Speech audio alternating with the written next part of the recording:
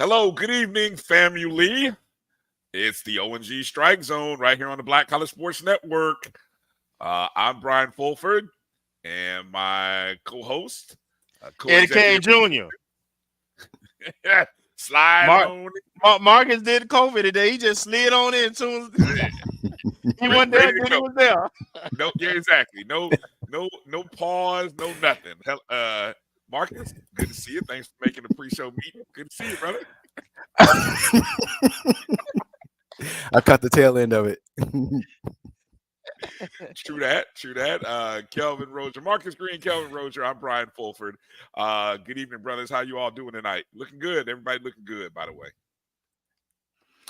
Doing great. All right. Doing super. You lies, all lies. Anyway, hey, it's good. Hey, it's good to be here with you guys. Want to thank everybody for jumping in and watching us, however you are watching us. So many different ways that people can consume this show. We're thankful for all of you listeners for joining in, whether you're watching us on YouTube, on the Jericho Broadcast Network's YouTube page, or our O&G StrikeZone page. Or you might be watching us on Facebook, Black College Sports Network Facebook page, or the O&G StrikeZone Facebook page. You might even be watching us on Instagram. Shout out to the folks who are watching us live on Instagram. Or you could be picking us up on X. Those watching on X, known as Twitter, for all of us old school folks. And Thread? We on Threads? Not doing Threads yet. I don't know if there's a connection to Threads. No, not doing Threads, not doing Twitch.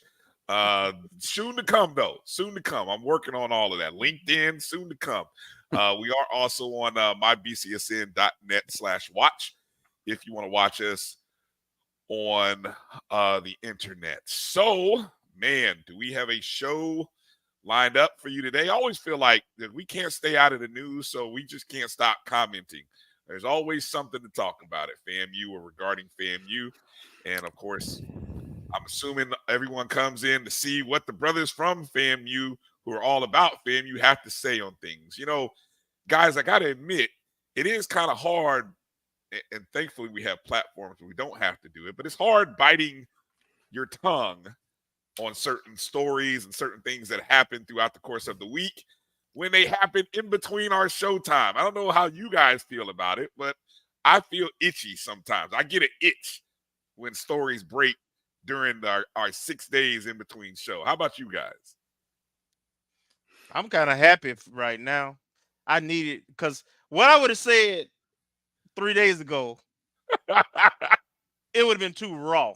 So sometimes you need that time to kind of process things and to get a little more perspective instead of replying on real time, which I see a lot of, man. You know, people are jumping as soon as something comes out, they're jumping on whatever their narrative.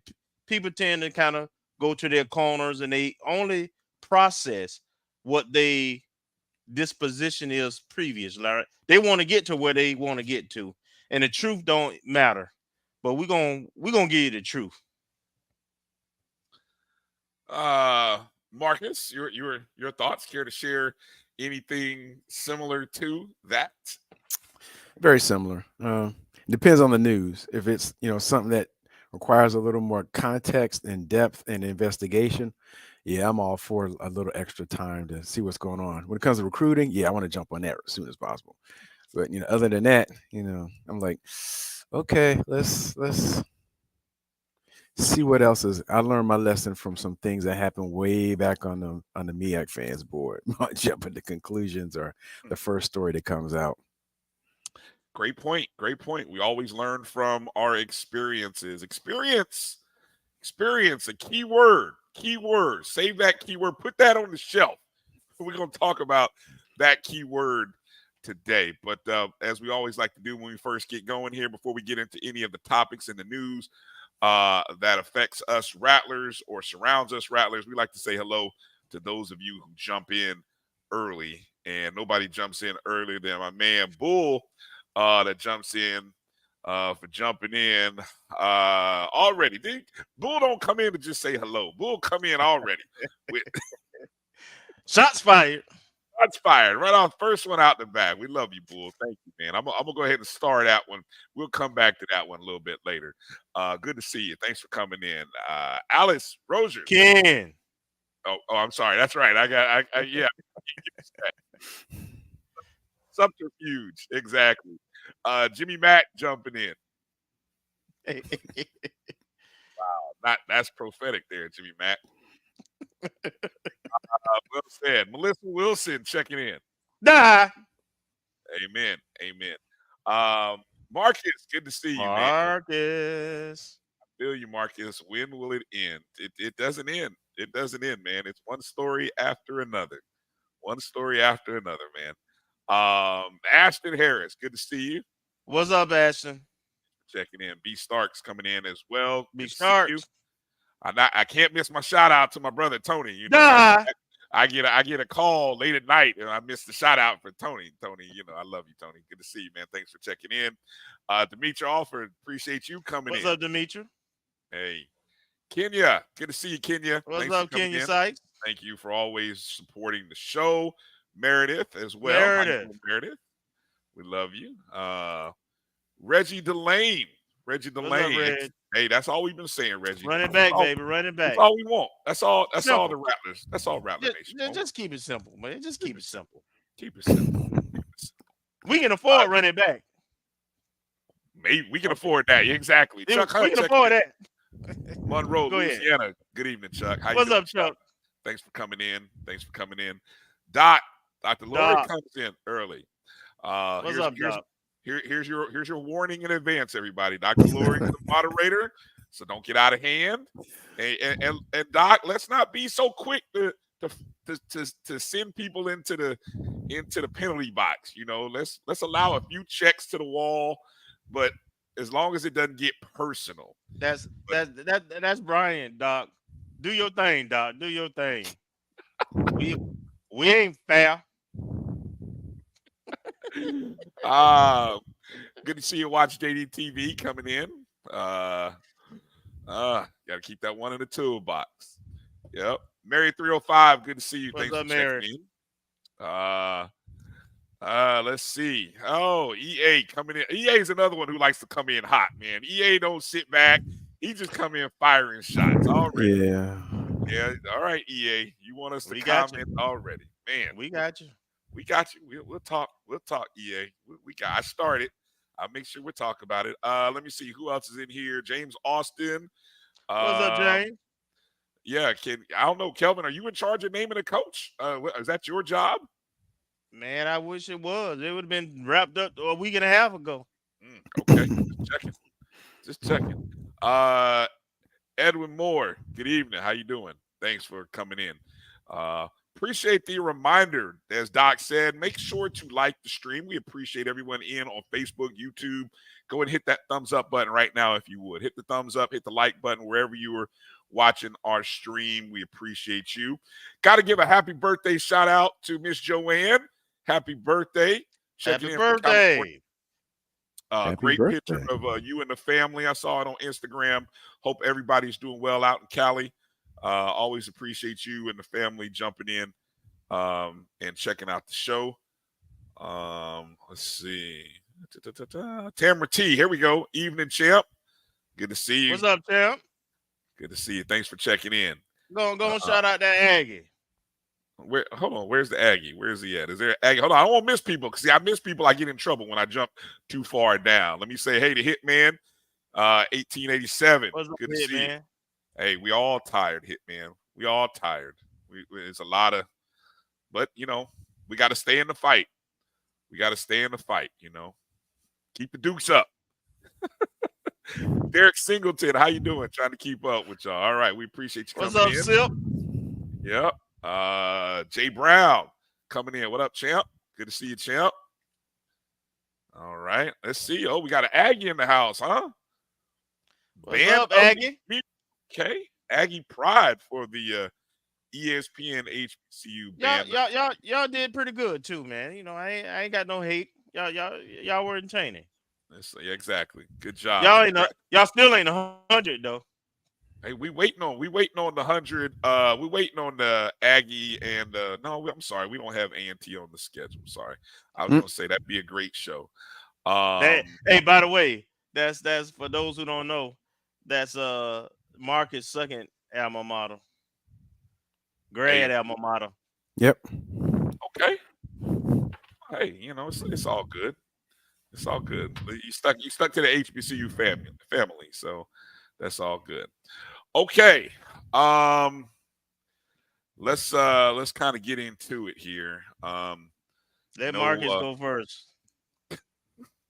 Yeah, Marcus, what is your what? No, hey, look, I will. I'll say this. Hold on, let me make sure I get the right scrolls and everything going here because we appreciate all y'all. Just give y'all reminders here. Of course, y'all can donate to the show. You can be a part of the show. Hit us up any way you'd like to. If you're on YouTube, you can always hit the super chat. Coming up later in the show. So here's the lineup. I'll set the lineup. What we got going on today. Coming up at the bottom of this first hour, we're going to talk with gentlemen from the group called First Strike. And they are a group of Rattlers who are looking to make some financial contributions and even some structural improvements to FAMU, Bragg Stadium, and even we'll just leave it at that. We'll just say that's what they are in the market to do. And so we're going to find out about some of the proposals and initiatives that they are working and trying to work with our athletic department and university on to kind of find out more about this. And then at the top of hour two, we've been doing a lot of spring coaching conversations. 2 weeks ago, we talked to Coach G, a head coach of track, Coach Shoe from baseball, champions. Then we got a hold of Coach Patterson of softball, a future champion. Hey, first off, and shout outs to everybody who's contributed to the softball fundraising drive. I noted via Twitter that as of this afternoon, they were only $120 away from the goal of 10,000 with 5 days remaining. And I think if I were to go check in about an hour, that goal should have been hit because there was already some contributions after the tweet. So, so with that said, coming up in hour two, we're going to talk to another spring championship coach, Coach Nikki, Coach Houston. Of our FAMU tennis program. Find out what's going on. Find out they've got some initiatives they're trying to do. So it's good. We got to keep supporting our institutions, okay, our programs, our championship programs. So that's what we do. We've shown that. We've shown that time and time over the last 3 weeks. We support our winning teams and winning programs, our winning student athletes. So that's not going to change tonight when we get Coach Nikki on the show. And then, of course, we got a lot of stuff to talk about, man. We've got everything from basketball to football schedules out, coaching search out. But we got to talk on this bowling story. We got to talk bowling first. It's not always that bowling hits the front page of the news and the dailies, but it has. It has actually. And I will say this. And you guys have kids, and I know you deal with conflicts all the time. I teach, so I deal with kids all the time. And whenever you hear two sides of something, what I have learned is that there are three sides to every story. Okay. And that usually it's their side, their side, and then there's the truth, which kind of lies somewhere in the middle. You know, so that's why I like to say there's three sides to every story. So with that said, what we recently had was the story that was recently put forth by by Various outlets. I'm going to give outlets shout outs first off, but I'm gonna mention first off Shamora Johnson was the student. She's a bowler who first put out the Instagram story last week. Um, and hopefully, if you didn't, maybe you've already seen the story done by Scotty on Off Script. Maybe you even saw the Roland Martin story that it aired later that evening. If you pay attention to Roland Martin, maybe you even saw or read the article by Gerald Thomas, or even by I think Vaughn. Vaughn did an interview with parents of former bowlers. But this is an interesting, and I guess I don't want to rehash everything. I mean, we'll kind of get into some of the pointed things, but you know, here's Shamora Johnson, who is a third-year English major from out of Broward. She's a Bright Future Scholar, a Pell Grant recipient, a SWAC Commissioner's Honor Roll member, an AD Honor Roll member, Vice President of the FAMU Library Guild, right? All of these things, even a SWAC Bowler of the Week, right? All of these great things. And here's this post that she posts talking about how her heart is hurting for herself and her other teammates because of conflicts that she had with her coach, who is current coach. Why can't I think of coach's name right now? Help me out here. Coach Howard. Coach Howard, right. Her current coach, who we've had on the show. Lovely young lady, right? We had Coach Howard on the show. But obviously, there were some conflicts that occurred. And, you know, there were some pleas that were sent to various administrators, high-level administrators, that she just never got a reply or response to. And so I think she did what a lot of young people do in this day and age, which is they turn to social media. And in turning to social media, her story got picked up. So just imagine, had she never gone to social media with this, would it have ever been known?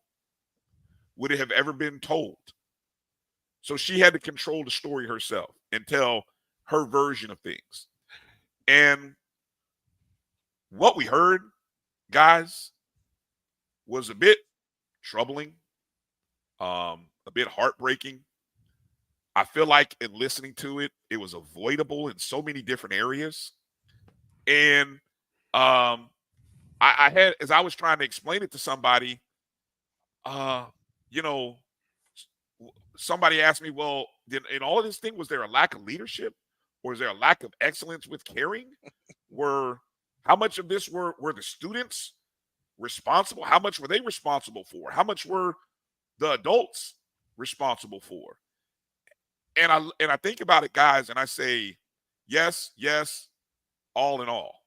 I think everybody had a part to play in this unfortunate story, which now has kind of even gone in a different direction because recently published by HBCU Gameday, making note of a current teammate of Shamora's, Eva Holmes, who disagreed with some of the allegations, some of the statements that were made, and she's still on the team. And so now you've got a second side to this whole thing. And there's still one side that's still remaining, Kelvin. Because I think in all of this, there is documentation, there's paperwork, there's emails, there's communication that still hasn't come out. And so when I look at this whole story, I it's sad in so many different ways. What's your take on this, Kelvin, as you kind of think about this whole story over the past week as you've observed it? So I'm gonna try to stick with as much as possible, more facts and less opinion. So the ladies on the team aren't freshmen. They've been a part of our program at our university 2, 3, 4 years. Right. They have the highest GPAs in of all sports, and up until this new coach, there's no known issues with their character or behavior. Now, I'm someone who personally knows the previous coaches, the Browns, Mm-hmm. and both professionally and personally, and they only recruit high character kids and great students. I can't recall in their 12 years, I think it was 11, 12 years, they were Right. the bowling coaches. Mm-hmm. I can't think of one issue um, in terms of their student athletes. So those are at this point not disputable. Seem to be good kids, doing great in school, being very competitive bowlers, no issues. So that's fact one. Fact two. A lot of this will be easily dispelled with documentation. If people quit or scholarships were rescinded, the NCAA requires that they be, it be in writing. So, where's where's the written documentation? And I don't think you can force kids to quit. Saying if you walk out, then you quit. That's not quitting. Doesn't work that That's way. that's not quitting. Oh, So, okay. um, I understand that there's a person who's was a part of the team. The only now remember this, we're talking 4 ladies that have left the program who were Right. who were scholarship, who are not a part of the program. Let's put it that way. It's kind of easy to tell if they were registered for classes and were in their dorms at the beginning of the semester when the semester started, and were told that because they hadn't paid the scholarship hadn't paid for their dorm rooms or their classes, that they had to be dropped. That's all this is in systems. All this is in documents. So the truth, people, you say it's 2 sides, and then the truth is in the middle. Mm-hmm. Sometimes that's the case. Sometimes there's a lie, and then there's the truth. So getting to the truth is going to be pretty easy. Here's another truth: the lack of leadership is glaring. Mm. Leadership doesn't allow for these things to become what they are now. You have parents who own record, and I ain't finna call nobody mama lie. Hey, I'm not finna do that. hey, talk right there. That's truth. Hey, I'm a parent of 3 girls, and I don't, I love them to death, but I'm not gonna lie for them, and I'm assuming most parents like me. So, you know, they come in, they come in giving their experience, and I have to listen to that. All right, you got another young lady today who came out. Well, she hasn't come out, frankly. She's at this point put something on social media, on Instagram, if I'm not mistaken. Right. And from what I read, I kind of, I read between the lines. So she said she didn't agree, and there's things that, there was some disrespect, but she didn't say what it was. She wasn't specific. She didn't say what she was actually countering or what was the disrespect.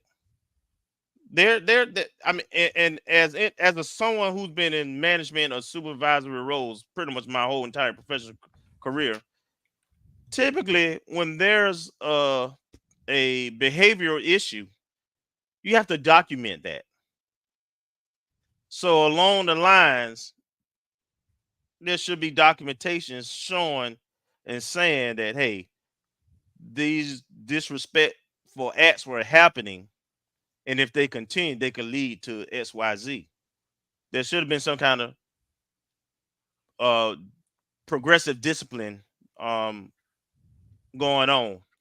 So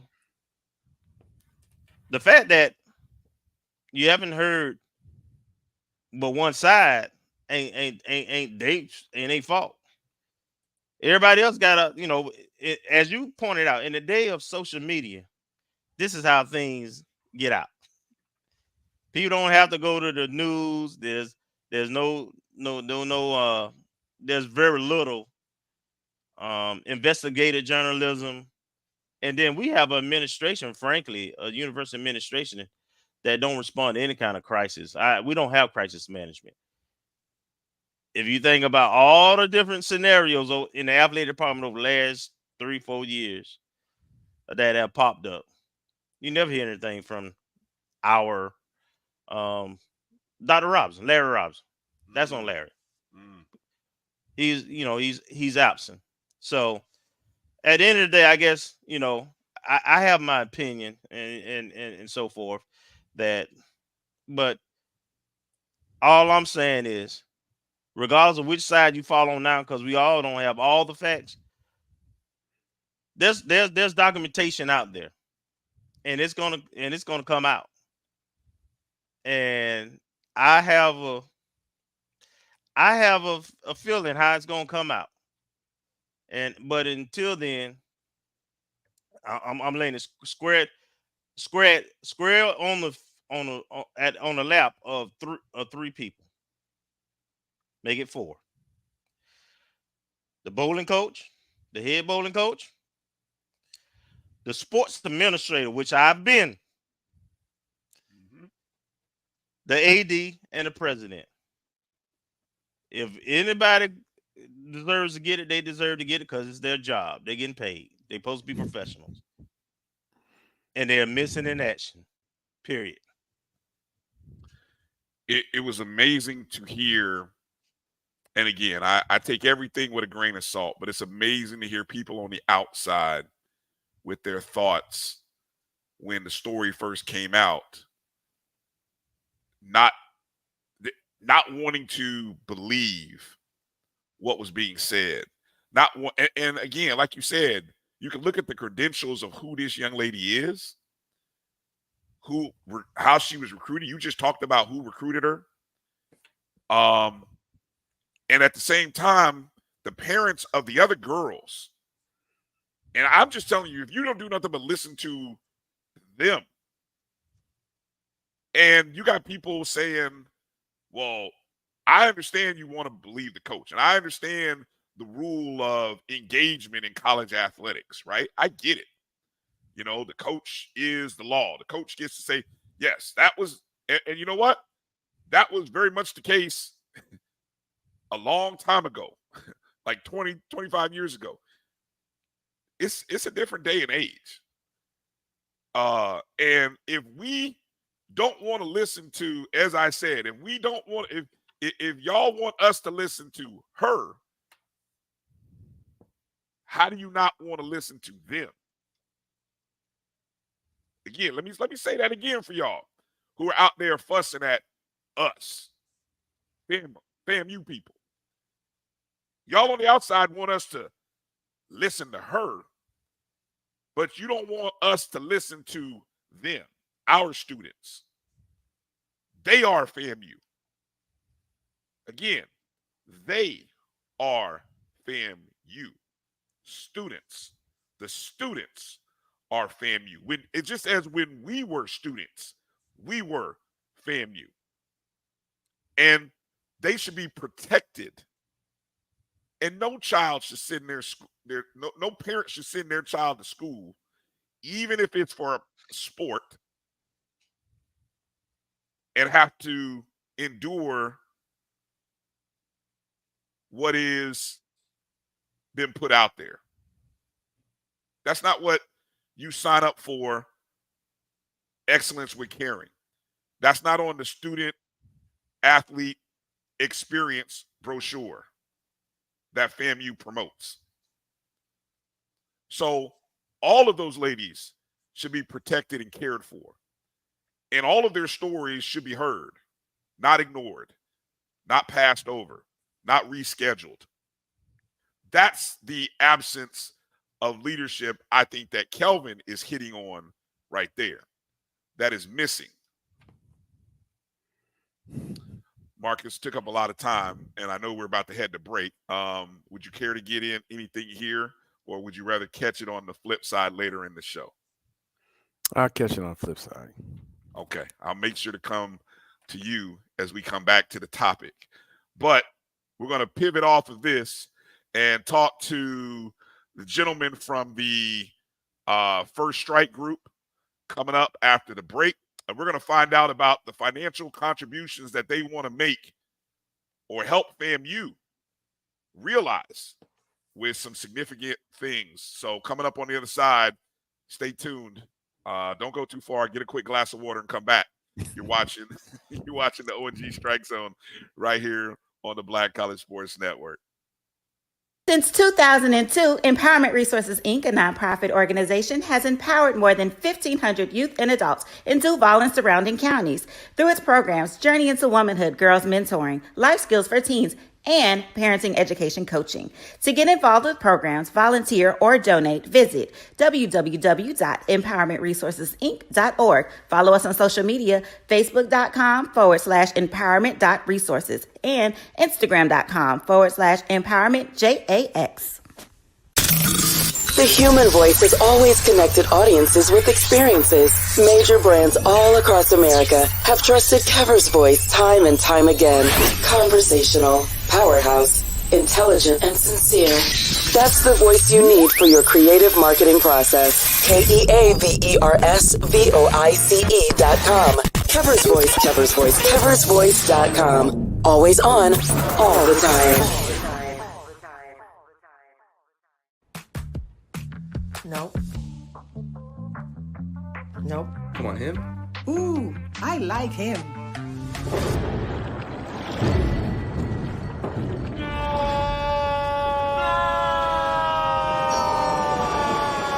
Quick, the quicker picker-upper.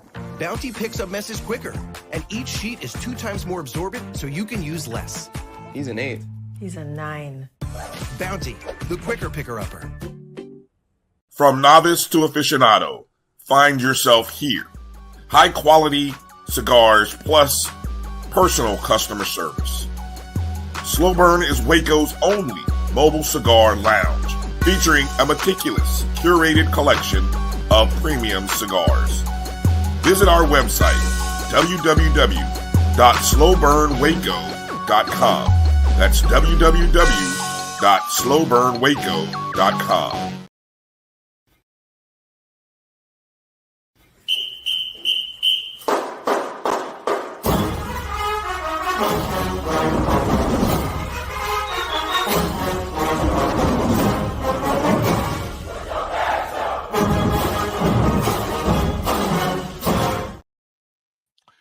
All right, welcome back to the O&G Strike Zone. Brian, Marcus, Kelvin, it's a pleasure to have on with us right now. Oh, who did I just lose?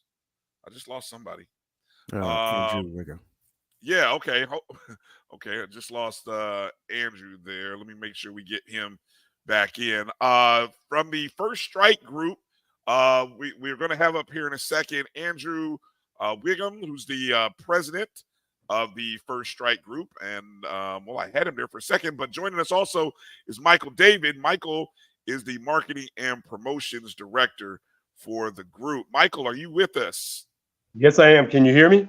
Yes, we can. We can hear you well. I hope I said Andrew's last name correctly. I'd be kicking myself.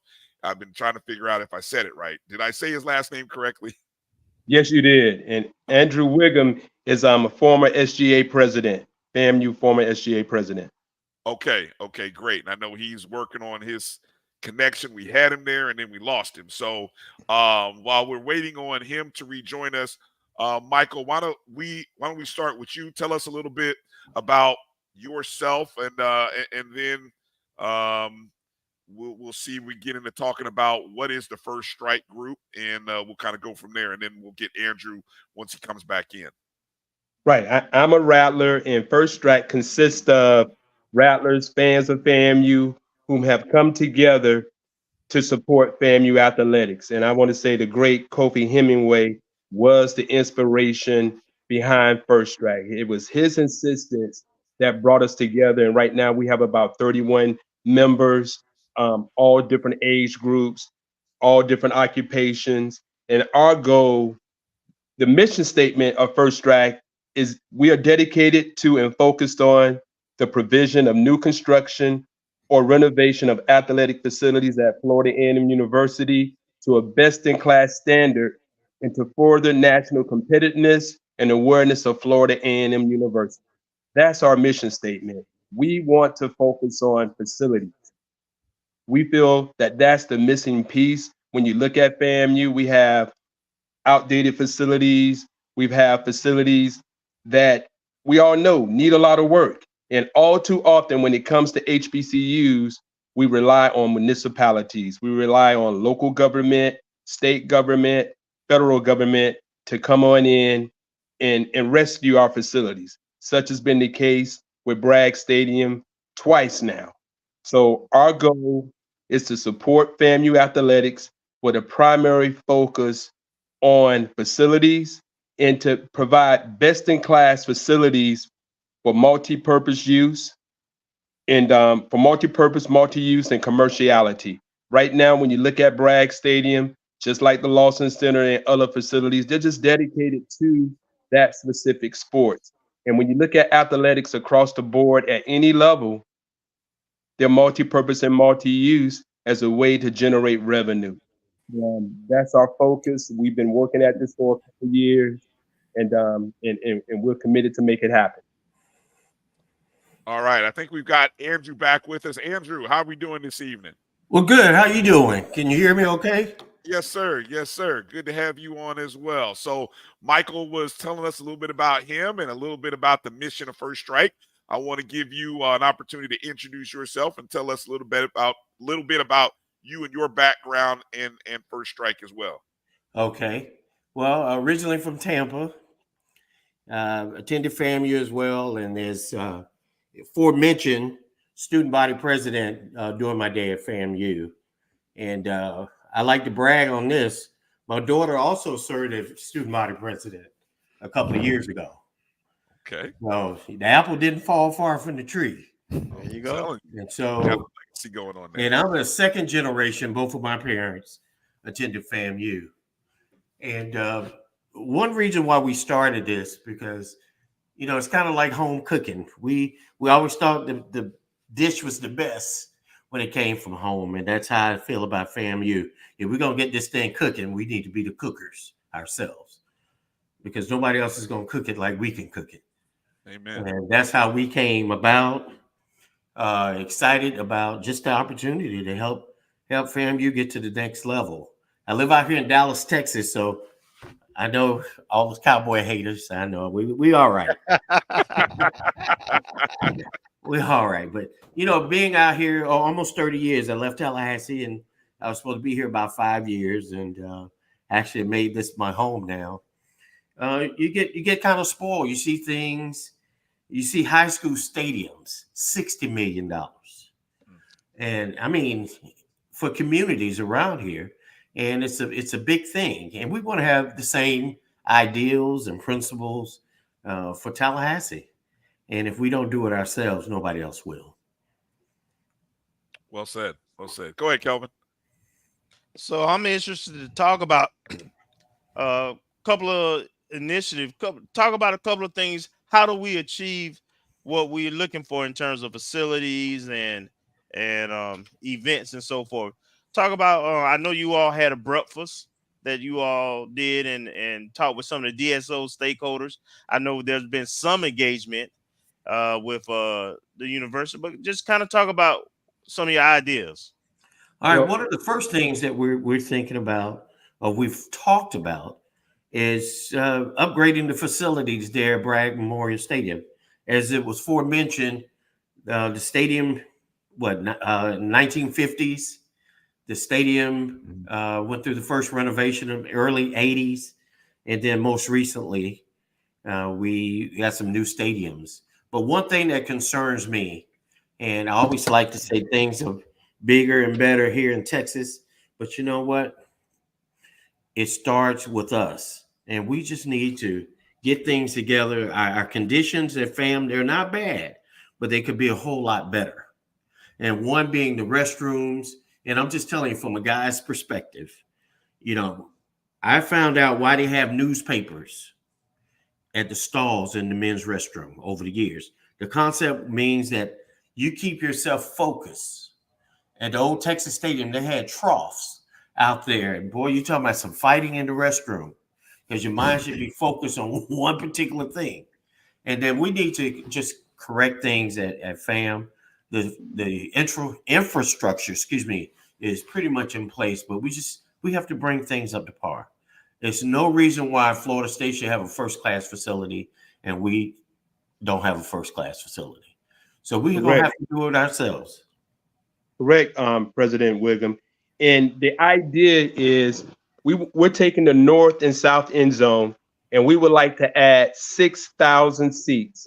And these seats will be club seats, and also we want to add suites and cabanas so that we can offer premium prices and amenities to season ticket holders.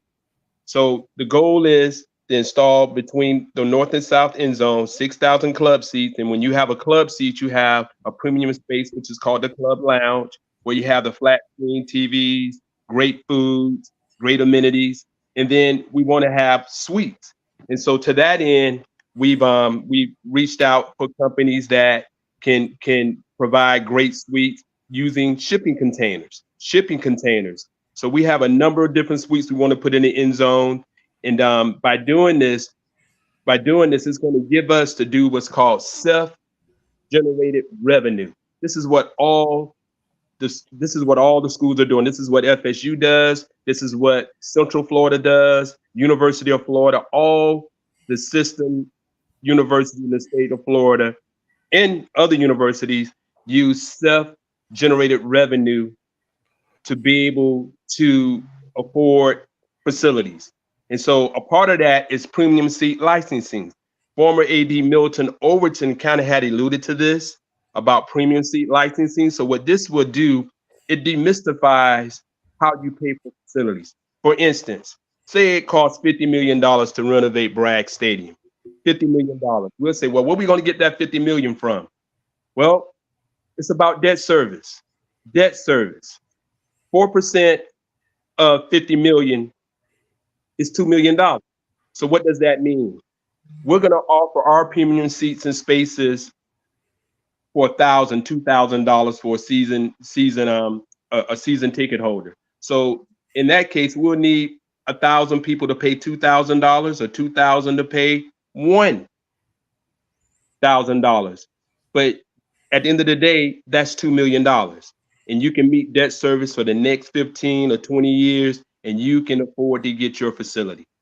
And so along with that, providing great seating, we want to upgrade concessions, upgrade restrooms. FAMU is probably 50 years behind Florida State. 50 years behind Florida State. And the reason FAMU is 50 years behind Florida State is not what FAMU, the university, is doing. We, as Rattlers and boosters, are not doing our part. Yes, we know about giving.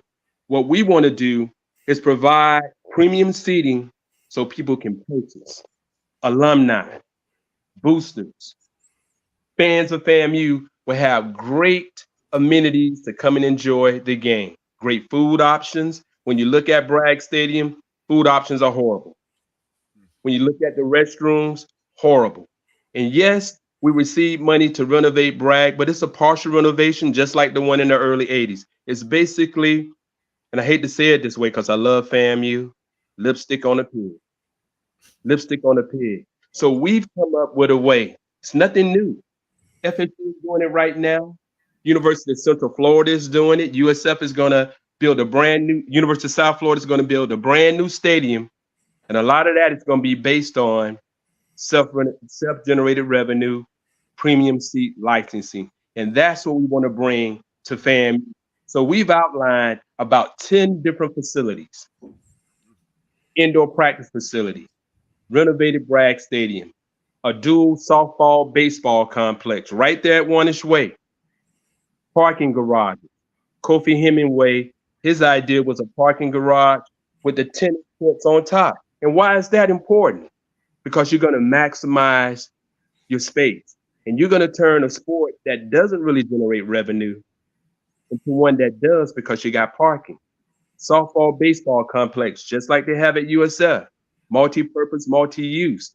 So we want to introduce these ideas and put the promotions together and operate these spaces to maximize revenue from seating options, food and beverage options, parking. The total fan experience will be upgraded if we allow to make this happen. So we've been working at it. We met with key stakeholders on the FAMU executive side. And the challenge is this is something new and different to FAMU. We hear all the time, giving Saturday, giving Tuesday, giving. But the other side of it is let's implement best-in-class standards so we can get what we want. Lawson Center has great bones. It looks great from the outside, but the furniture, the grade of material on the inside is the lowest possible. And it's that way because there is no skin in the game. You have buildings on the campus of FAMU are not finished to this day, and they've been there for 15 years. Because we look to the municipality or the state, the federal government to step in and provide the funding. Where is the money coming from FAMU? And I'll leave you with this last example. In 2016 or 2017, FAMU awarded a contract to a group called Construct 2 out of Orlando, Florida, to build a 35,000 seat stadium. That was in 2016, 2017. That stadium is not going to happen. FAMU has any skin in the game. Construct 2 has moved on. You haven't heard anything about it. So what we're doing by introducing these 6,000 seats is called the intermediate step.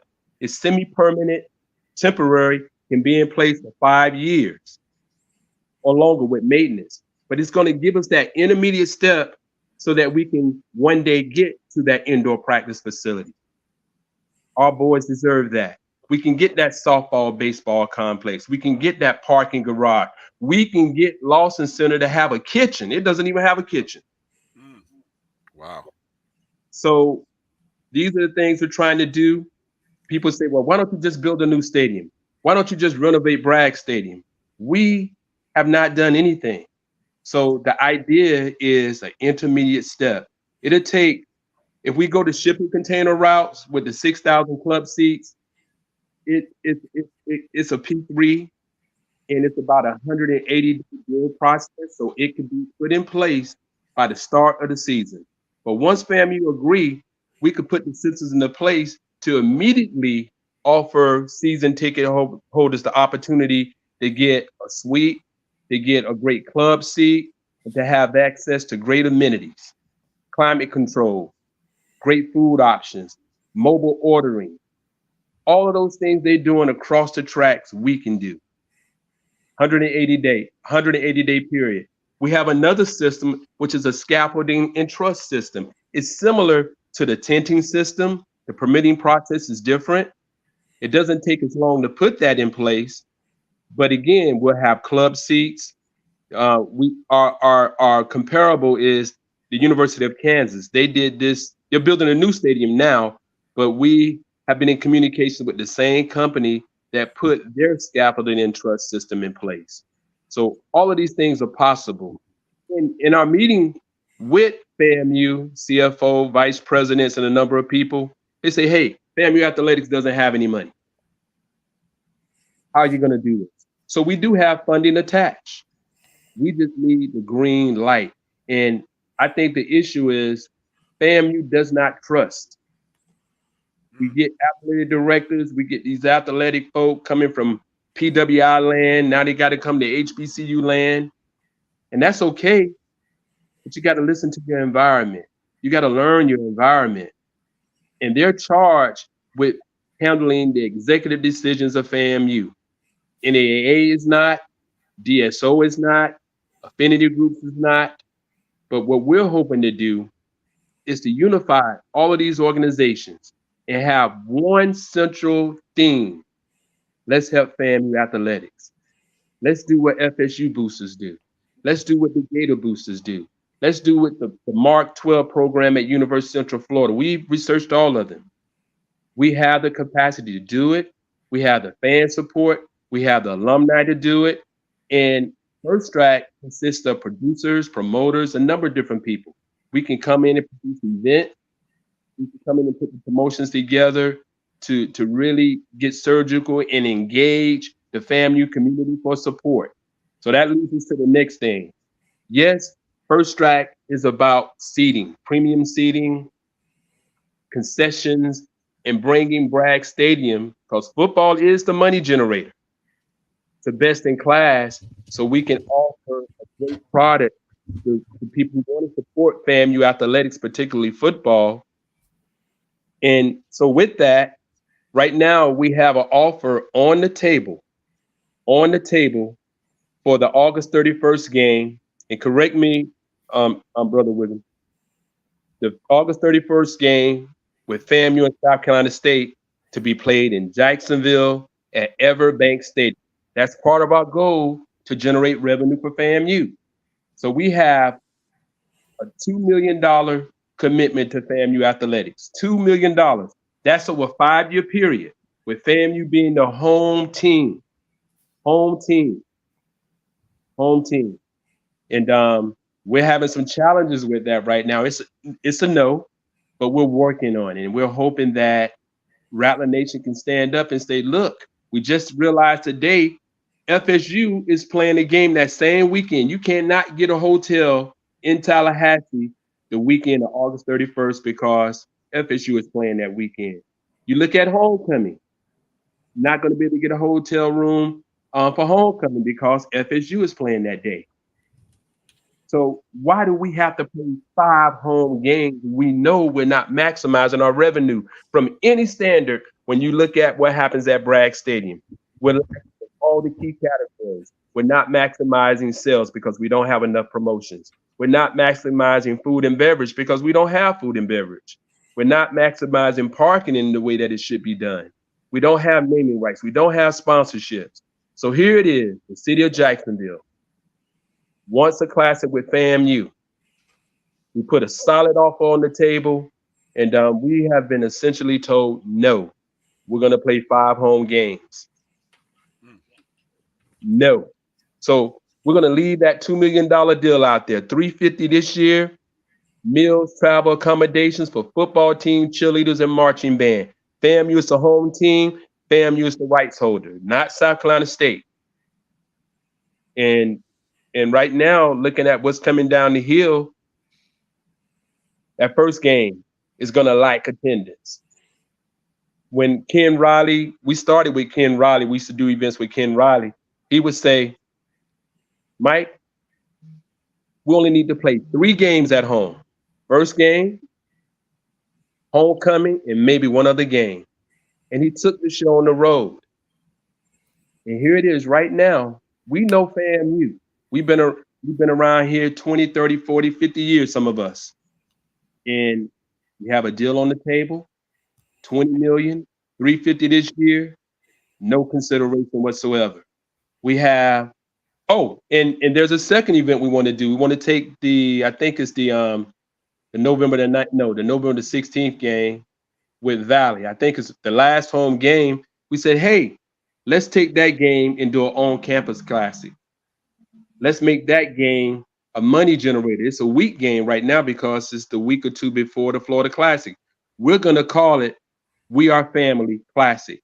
And the idea is to invite everybody to the Hill, Florida State, Tallahassee Community College, government at all levels to come experience FAMU firsthand and engage. We're the friendly neighbors to the South. And there are a lot of people on the other side of the tracks that have never been on the South side. And we want to give everybody an opportunity, surrounding counties, to come to the Hill and experience what FAMU is about. And then from a government perspective, hey, you got new market tax credit money. Who handles those PICO dollars? What are those funds out there that are available to help us be more competitive from a facilities perspective? And our comparables are not HBCUs. Most HBCUs fall in the same category. They wait for somebody to give them the money. Our comparables are universities that make up the state system of Florida, particularly FSU, University of Florida, Central Florida, USF. They're wonderful comparables. So our goal is to generate monies for FAMU Athletics. You would think they would embrace it, but we're pushing hard. That game in Jacksonville will be a winner. Meeting with the city of Jacksonville, they say, what do you think the attendance would be? I said, we could do 30 to 40. They say, oh, really? Bethune was here with Jackson State. They did 20,000. They came here last year with, I think it was Southern, and they did a low teen number. What's the difference? I say the difference is this. FAMU is low drive time. South Carolina State is low drive time. But the most important ingredient in a classic, next to one of the teams being relevant, is the local population. Jacksonville greater area has 358,000 Black folk. But unlike Miami, who has 1.2 million, you got University of Miami sitting there playing games with FAMU, Bethune-Cookman. In Tampa, you got USF. Tampa Bay area has about 350,000, 400,000 Black folk, but USF, Bethune will be playing there this year. We'll be back there again. And then, of course, we're in Orlando, but when you look at Jacksonville, it's unencumbered. There is no competitor, none. So those are ideas, and we're just hoping that we can get a platform where we can bring relatives together to do more for Mother FAMU. It should not be up to solely FAMU Athletics to determine the direction of the university. We have power. We have power. And what happened 2 weeks ago or last week, how we generated that money in 3 days, that was significant because we came together. We can do the same thing, rallying around providing the best facilities, providing and supporting student athletes, and enhancing the fan experience. So that's our idea, guys. Hey, Marcus, I want to give you a chance to get in. I know we're coming up against the break, so I want to give you a chance to get a question in here before we have to move to the break. Go ahead, Marcus. Yes, and actually you answered a little bit of it. I was going to ask what was the interaction with the other DSO organizations and how you pull them to the table. But I guess what do you attribute? I guess that's one question. The other one is, to what do you attribute resistance to this, to either initiative, the initiative as it relates to the using the shipping containers, or the initiative for the Jacksonville game? Okay, first question with the DSOs and affinity groups. It's been great because the idea is to get all the organizations selling premium seat licensing and receive some level of commission from it. So you mentioned the breakfast earlier. FAMU NAA President Curtis Johnson, we reached out for him and he got it immediately and helped coordinate.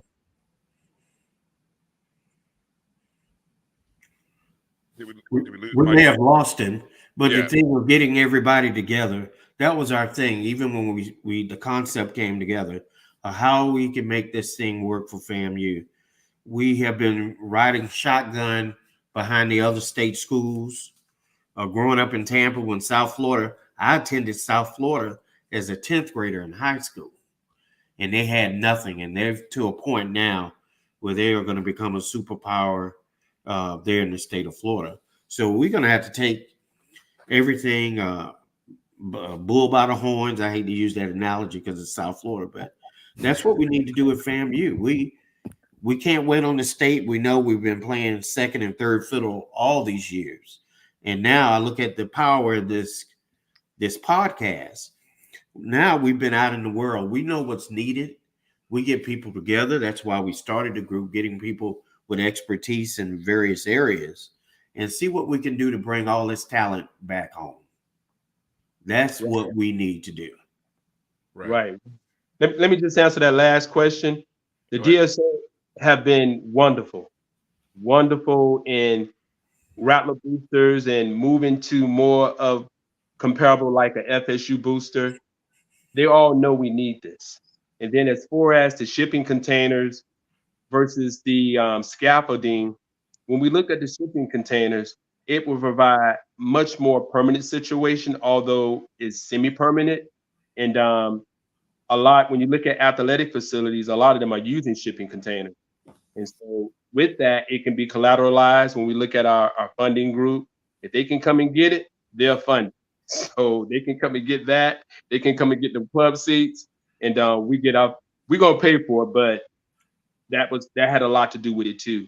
If you look at the scaffolding and trust system, a lot of that is rented, so it's harder to get that collateralized and get it financed. Although we'll have a period of time where we can certainly generate the revenue to pay for both of those situations. But so those two groups have been great. And then I think you had a third. Oh, the resistance, I think is new.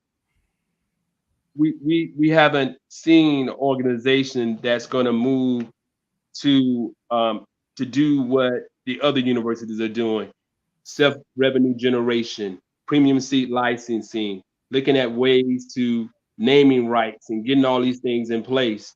And there's a trust factor. You have FAMU Athletics and their employees. They are charged to do a lot of these things. They are charged to do a lot of what we're talking about, but they're under-resourced financially, and they don't have the manpower. And so we're stepping up to take a lot of that and just trying to bridge that gap. And a lot of it's going to be connecting with FAMU just has a trust issue. Right. That's the biggest problem. We just have a big trust issue, but we're committed. We're going to work on this game, the Gateway Football Classic in Jacksonville, and hopefully there'll be a change of heart with that. If not, we got the We Are Family Classic. But we need to come together as Rattlers. And if anyone wants to join First Strike or be a part of what we're about, you can. We haven't put the website up yet, but we can certainly leave you with our email, and you can reach out for us. And we just want to partner, practice collectivism, practice our exceptionalism, so that we do the best for FAMU. That's what it is. We just want to take it to a different level. And I wanted to ask, because I know there's a couple, before we head to the break, I know a couple people in the chat to ask some good questions. Now, your organization is not a DSO, correct? No.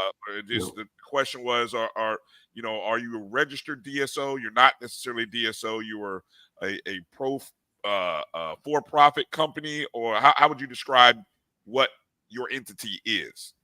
Right now, we are not a DSO. We are a for-profit LLC right now, and we're acting more in the capacity of an affinity group. And we're partnering with Rattler boosters and the FAMU NAA and any affinity groups to move this mission forward. And that's the role we're in. So when we look at facilities generating monies for restricted funds for particular purposes, we have to partner with a Rattler boosters who's a true DSO. We have to partner with FAMU NAA. So FAMU Athletics does not receive any funding from the university. It does not receive any funding from the state. is basically receives funds from 5 or 6 different organizations, that being the SWAC, that being FAMU NAA, 220 clubs, booster organizations. And so we're stepping up from a different perspective, but we want to engage, in which we're doing, all of these different affinity groups, not just the ones you know about. You have the Marching 100 alumni is an affinity group. You have the DM Club, an affinity group. And so we're looking at these different groups, whether it's football, whether it's basketball or baseball, these support organizations. And if we are implementing facilities that are going to deal with those different areas, we want to partner with them. We want to say, here's how you generate this revenue. Here's how you put together a sponsorship deck. Here's how you engage the state of Florida and address monies that they have available, whether that's Afro-T Cortillis matching funds or PICO. We need to take advantage of all of those areas, and we want to be that expert source to bring these things into fruition. So we'll partner with anybody for good. Right. I want to, I know our time is short tonight, but I want to already extend an invitation to you guys, and hopefully if you're up to even sharing some of your visual vision, because you've given a great description, and I see a lot of people talking about, yes, thank you, a vision. But I mean, I also, with Rattlers, we want to see, and I think FAMU folks want to see, and it sounds great. But I think there definitely can be some added advantage. So I'm gonna already extend the invitation for next week if it's available to you guys or whenever you feel comfortable being able to share visuals of these things. But in the interim, Andrew, why don't you let people know how they can reach out to you and contact you if they want to be a part of First Strike, and then or any other means that people can find out how they can support. Okay. And we'll start out. I'll give my personal. We're still working some things out as far as emails and everything. But I don't mind giving my personal email out. AW3 PQC at yahoo.com. Okay. And I will, you can also send to First Strike, FIRST STRIKE 1987 at yahoo.com. Okay. And let me say this, Brian. Also, we're working on these things right now, and a big part of what we want to provide is transparency. And so we can get you the offer letters that have already been submitted to FAMU for everything that we talked about, from the Gateway Football Classic, high school jamborees, We Are Family Classic. We can email that. We'll get that to you tonight. And then we have a presentation deck and an overview deck that really lays out our plans for FAMU Athletics, the 10 facilities, what they cost, funding strategies, the whole 9 yards. We can get that. Also, we use comparables. We have renderings. We use those as our comparables, like what it would look like for the softball, baseball complex, or videos and things of what the north and south end zone would look like. So we can get you our presentation package, and we're working on this now. So we love what you guys are doing. Kofi Hemingway told us, look, you're going to have to go on O&G. We're going to have to not let this be a decision behind a closed, smoky door. He said that to us. That's what he told us. And I said, okay, we're going to have to do that. And so our transparency is 100%. And we want Rattler Nation to know these are possible. It's not impossible.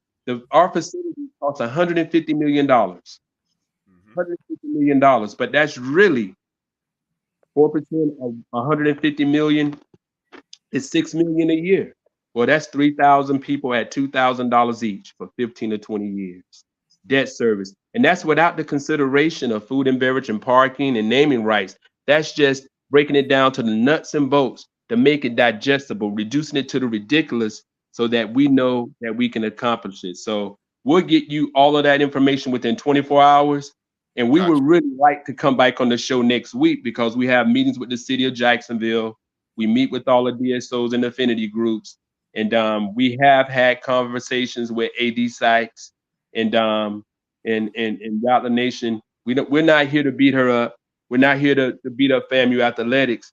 We just want our voices to be heard as Rattlers, and we want to do our part to take FAMU to the next level. So we'll get you all of the information. You can post it, and then we can talk about it. But this is a work in progress right now. Gotcha. All of it right now. All right. There it is, folks. First Strike Group. Again, you saw the email addresses. I'll make sure to put it back up again later on in the show in case you missed it. And we will have them back on. We're going to shoot for next week, and we'll be able to show you all some visuals and maybe get an update. And we'll even share some things during the course of the next few days to let people know as well. All right. So Andrew and Michael, thank you for coming on tonight. Thanks for having me. Time. Yes, for sure. And love the information. Sounds like a great plan, great vision. I'm glad that you guys decided to come on and share it with us. All right. Thank you. See you next First week. First Strike giving Rattlers something to brag about. I love it. I love it.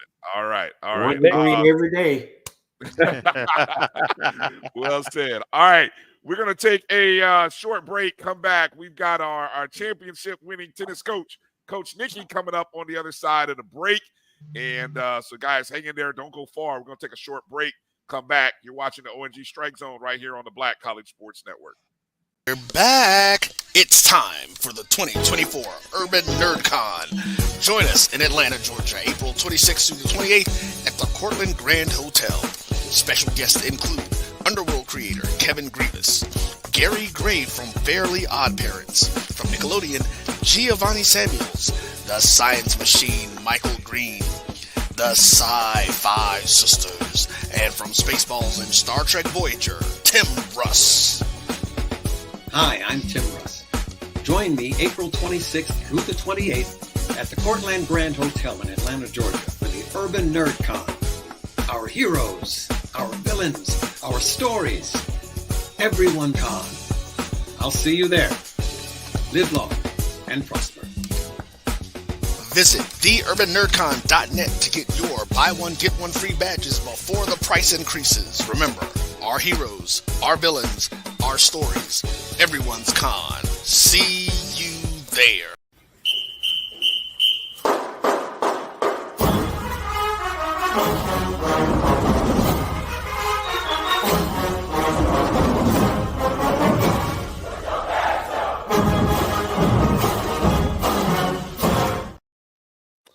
All right, welcome back to the O&G Strike Zone. Brian, Marcus, Kelvin. We got a champ in the house. The champ is here. The champ is here. The champ is here. Good evening. Good evening. Coach Nikki, how you doing? Good evening, champ. And good evening. Thank you again for inviting me into the show. Hey, Coach, we couldn't get going, into this spring season too far without talking to you. What has life been like as a champ? You've been holding it down. I think, am I correct? Y'all were the first of 2023, right? We was the first. And who knew 2023 would be the year it was, And awesome. And tennis was the first program to get it done. So what's the last several months been like sitting on top of the hill the way the program has? I'm not gonna lie, it's been awesome. Young ladies, I'm just still trying to calm them down a little bit. Still trying to calm them down from winning that championship. But doing those things, having those accomplishments, and then seeing the other teams behind us that have it has been so great for our program. All right. Marcus, I'm gonna let you fire off and get the first serve in there to coach. You see what I did there? First serve. Oh, yeah. I like it. Well, good evening, Coach, and congratulations once again on a banner 2023. I guess my question is, I've been looking at the roster. I noticed you have one less player than last year. What's the ideal roster size, and then going into the season, what's it going to be like being the hunted? Yeah, so we usually carry eight ladies on the team.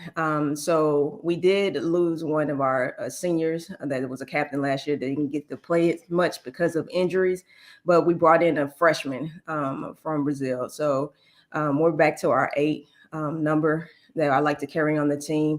And we told the young ladies, we are the hunted, and we can't go out there and not be prepared. So I just letting the young ladies know, like during practice, is like we got to make sure that we're doing everything that we can do, be prepared to any match that we're going into, so we be prepared for that SWAC tournament that will come up at the end of the semester. Okay. Now, when did Miss Silva get added to the roster? Yes, in January. She was a spring ad. Yeah. Okay, because I don't remember seeing her like a week or 2 ago. Yeah. She probably came up probably last week. So okay, the picture is done, and so they posted it probably the later part of last week. Okay. All right. Well, thank you very much. No problem. Go ahead, Kay.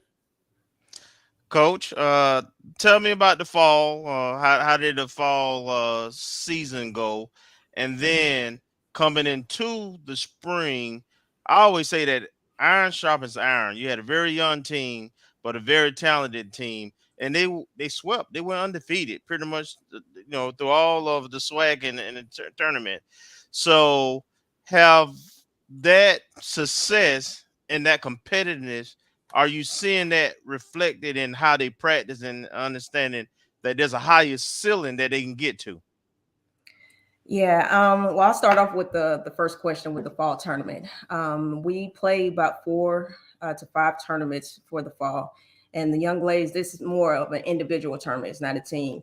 So the young ladies get to go out there and work on their game and see, where they are and what we need to focus on when they're coming back to practice. So I think it went very well this year.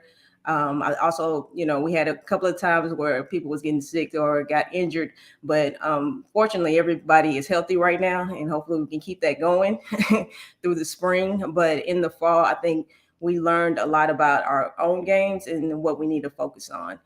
And like I told the young ladies when they first came back, I didn't feel like that we reached our potential last year. I think, our success was great. But I didn't feel like we reached our potential, being so young. And they all agreed. And when they agreed, that makes them go out there and work harder. These young ladies, before we even started practice, the week before we even started, was out there hitting on their own, hitting with each other. So they are still hungry for this season. And then that's what we want as coaches, is to make sure, they are still hungry. We can only do so much, but they got to put in that work. Did you do anything different in terms of scheduling, knowing that you had a young but experienced team coming back? No, our non-conference is always tough just in the region that we're in. So, we always going to play the tougher teams. And we'll make sure that we play tough teams so we can be ready and prepared for when the SWAC matches come up. Coach, that's tough. That's a tough group of young ladies right there. Tell us a little bit about the growth of the roster. The freshmen are now sophomores. Maybe if you could go through some of the improvements that you've seen, or maybe just some things that you're hoping certain individuals make in the early part of the non-conference season. Yeah, so like I said before, we're returning pretty much everybody from last year. And if we're talking about the young ladies that are pictured here, I'm expecting a lot from all of them. And, when we look from left to right on my screen, we start with Reagan, that was, most valuable player for the tournament last year, won the match point to win the championship. We're expecting her to get better, improve a little bit more on their doubles game, improve a little bit more with their singles, where it's, hitting more out on the ball. We're expecting more from her. She was a freshman. She'll be a sophomore this year. The next young lady will be Rebecca Gaines, who also was first team all SWAC, all SWAC, and then she was also on the tournament team as well. And she usually plays our number one. So, for some of the season, she was kind of out from allergic reaction, but I think she's ready, and she has certain goals that she wants to accomplish, and we're expecting her to do better this year as well. And she's also a freshman that went to a sophomore. And the one in the middle is Sarah Kim. She was an MVP for the season, also first team. And, she's expecting to try to get that MVP as well. So, we got a lot of competitive people out here. So, you can only get one MVP. But you said earlier, Kelvin, iron sharpens iron. So when we're in practice, they're really trying to, improve each other. So if we're here in practice and we're improving each other, and when we start to play other people, it's easy for us. So I think with all the young ladies, the freshmen right here in the middle, Larissa Silva, that's from Brazil. She's new, so we're going to see, might have some freshman growing pains, but we want to see how she pans out playing. And then you have Genesis, who was freshman of the year last year. Definitely expecting more from her. And then Veronica and Sierra on the individual pitcher. We're definitely expecting all of them to do great things. All of them have done great things last year, whether it's being on the first team, whether it's being on the tournament team. All these young ladies expect more. Like I said, they was at the beginning of the semester going out and practicing with each other. So they are still hungry, and they still want to accomplish great things. Getting into a little bit of the schedule, you talked about that challenging schedule, and I want to make sure I pull it right, because I got to make sure I'm looking at it right, because I know there's some stuff from the fall that were in here. Mm-hmm. So it's Southeastern Louisiana University this upcoming weekend. You're traveling to Hattiesburg, actually doing 2 in 2 days. So you got Southeastern Louisiana and the University of Southern Miss. Then you, let's see, and then actually you swing over to Mobile. I guess I should say coming back towards Tallahassee, correct? Where you hit University of South Alabama. So it's a full weekend, Friday, Saturday, and Sunday. And you talked about scheduling. Look, we know the schedule was tough last year, but we wouldn't expect anything less. How important? And every coach has a different strategy for the non-conference. Is it important? Do these girls, and do you want to see some team wins or individual wins? Or is it, hey, let's use these as opportunities to get better? Or how does the non-conference and winning and losing non-conference factor into anything at the end of the season? Maybe that's a better way of asking it. Yeah. So again, like I said, I scheduled tough schedule, but this young ladies, and even the young ladies before, they want to win non-conference as well. It's not that we're just using this to try to get better just for the SWAC. No, they want to win their matches. Like I said, these young ladies are very competitive, so they expect to go out there and compete with anybody that we're playing. And so with this first team that we're playing, they want to win as a team and as an individual. And if we win as an individual, it helps as a team. But if we don't win, we'll definitely learn from that, and we'll go back to the drawing board and see how we can get better for the next team that we're playing. Okay. Kelvin, what do you got? What do you got for Coach? Coach, talk to me about your strategy for a specific match, and how do you choose your number one, your number two, and your doubles team? Kind of peel back the onion on that. Peel back the onion. Yeah. So like during the fall, we get to see, who is doing well in certain brackets. And during, when we're playing in the fall, we get to see, who will probably be best in that 1 or 2 or all the way down to 6th position.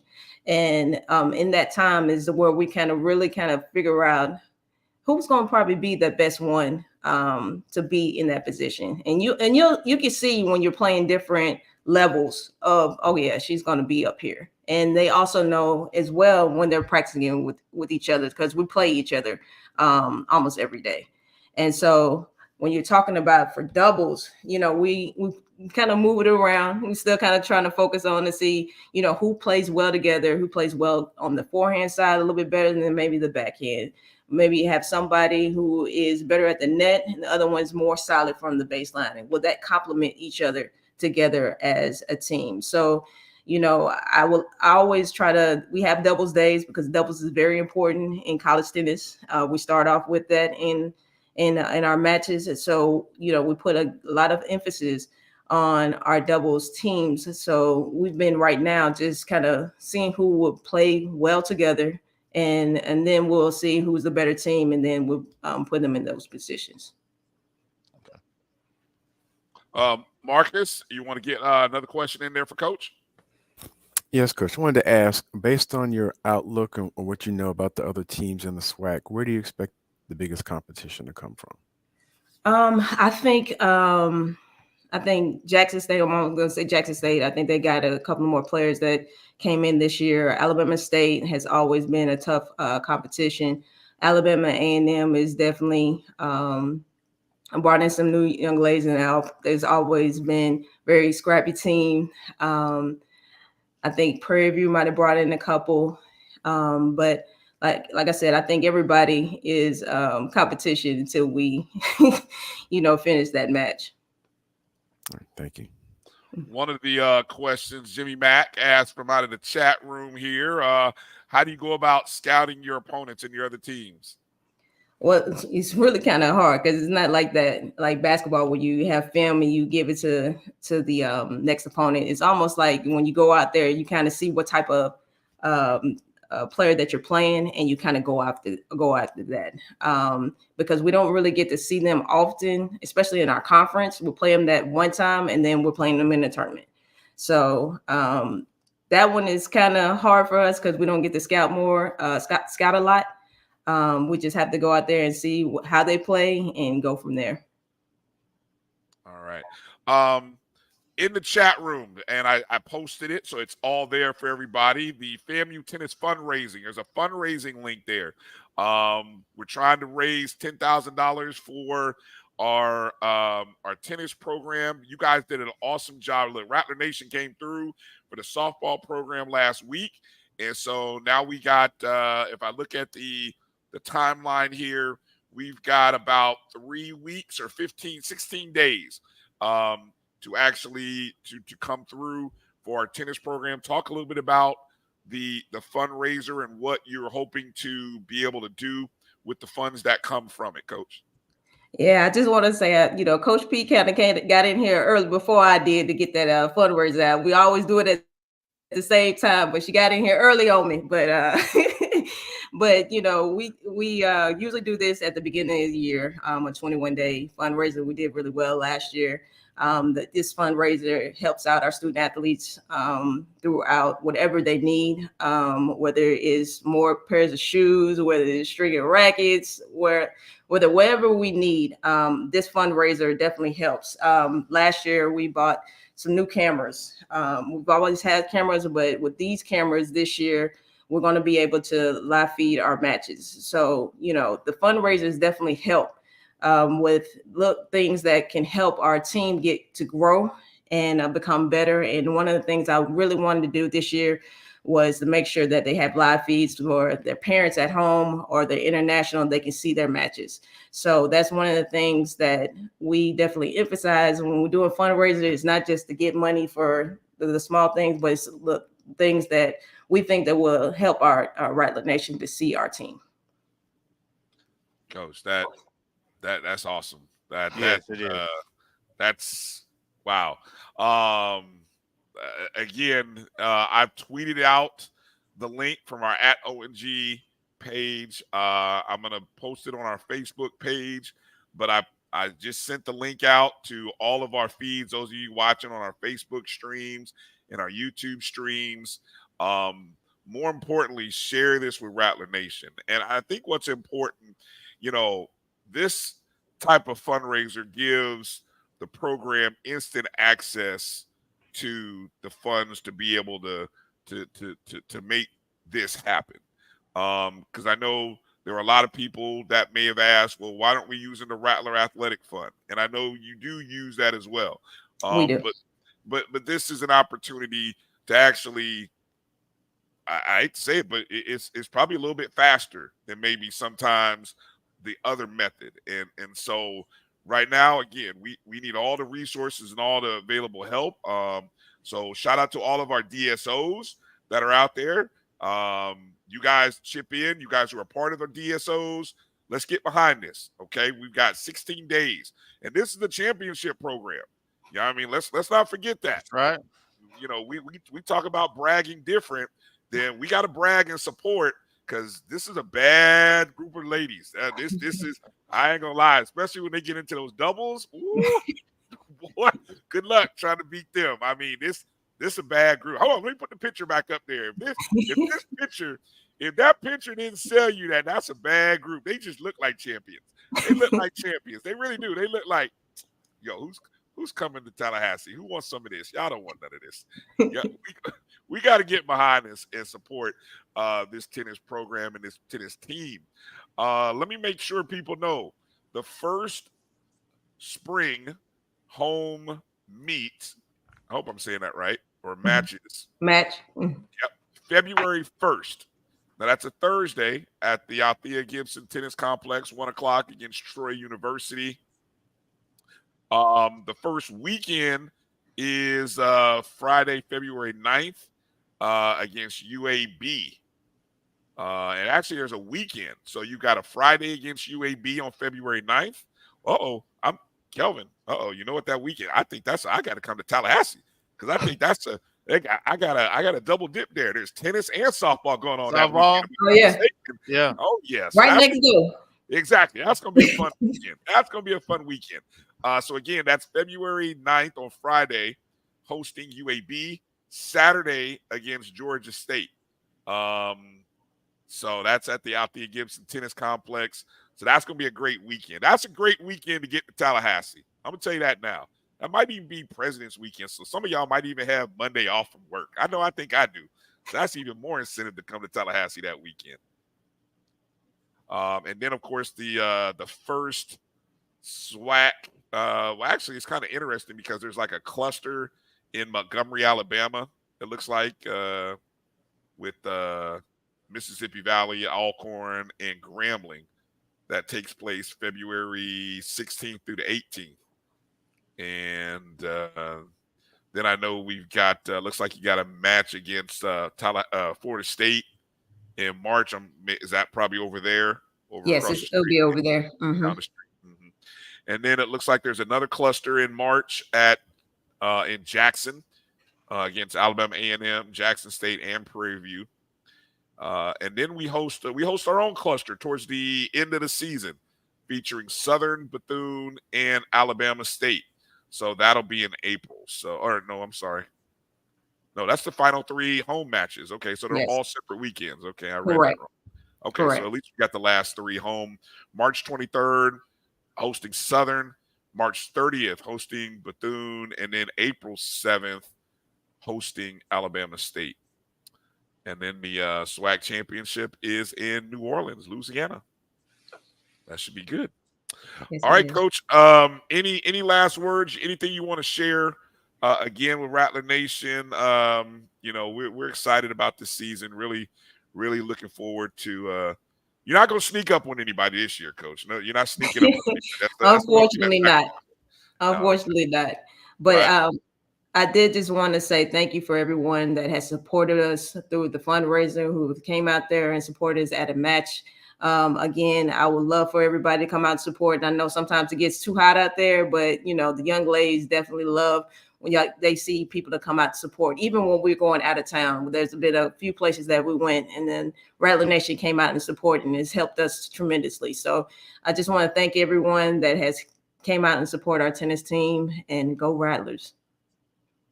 Yes, indeed. Yes, indeed. The first, and just answer had a question about when you guys aren't heading to you're not going to Texas this year. Mississippi is the furthest west that the ladies are going, and that's in Jackson. Well, actually, yeah, that's in Jackson. Actually, they'll be in Mississippi obviously this weekend, but then when they head to Jackson, that's also in Mississippi. So that's about as far west as they'll be going. So yes, sir. All right, Coach. Well, hey, safe travels Thank you. weekend. We look forward to updates.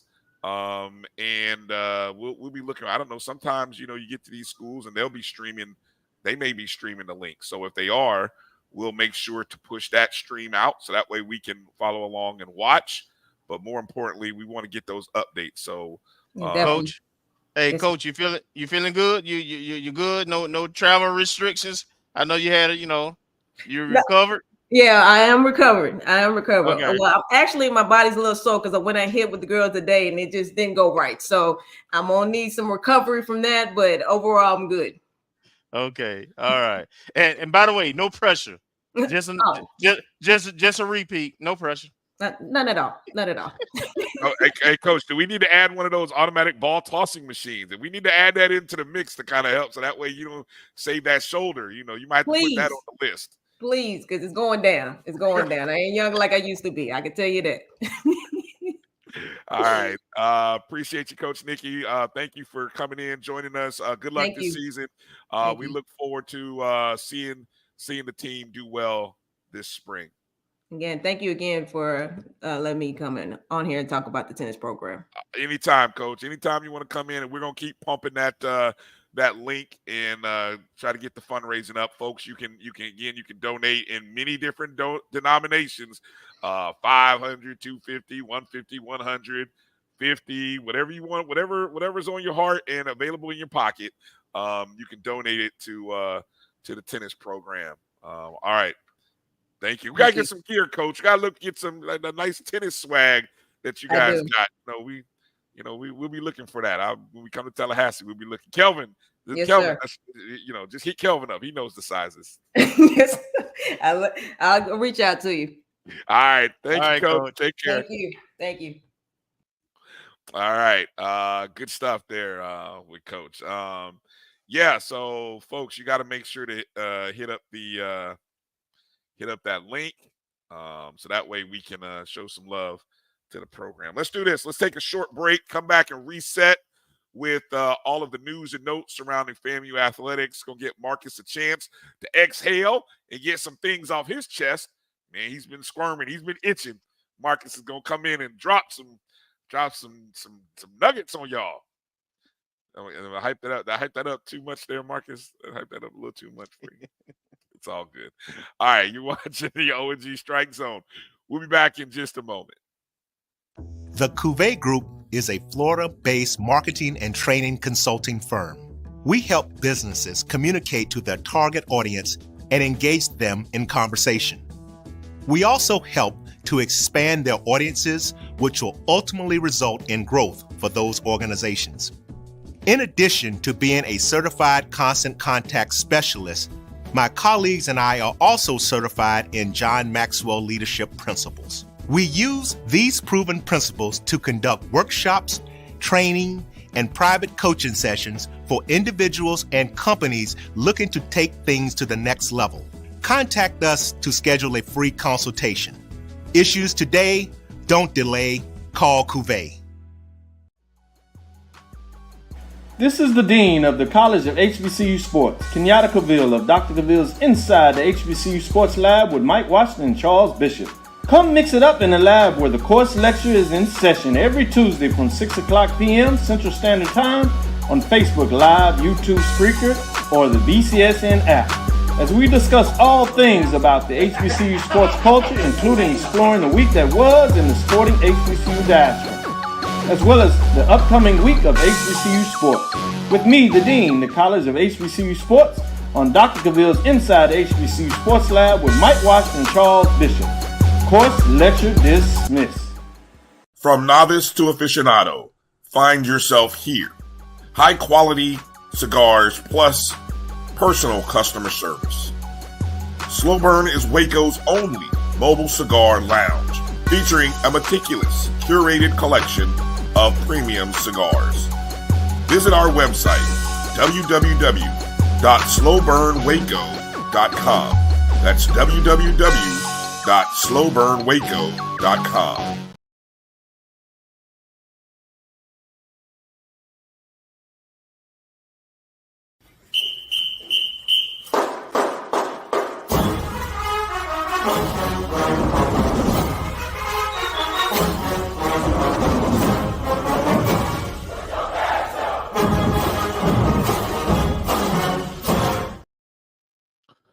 All right, welcome back to the O&G Strike Zone. Brian, Marcus, Kelvin.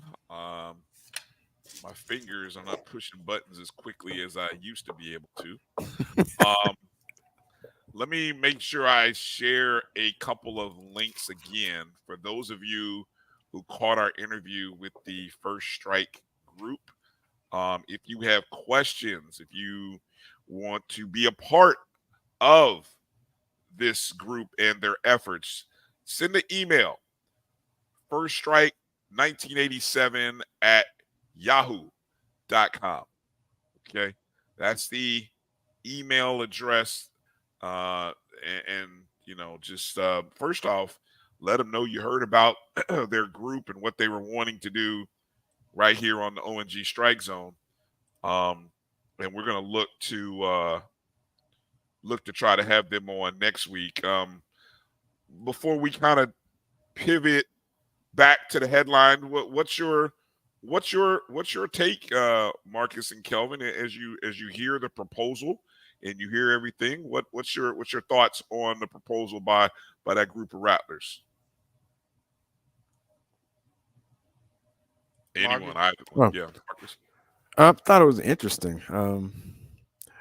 Very, very progressive, and I think you and I think we talked about it maybe a year or so ago, because there was an article was either I got it somehow or you guys forwarded it to me about shipping containers, and there was a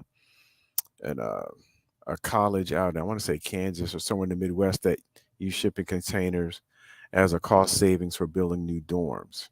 And we had bounced it around. Well, why couldn't we use it for a field house?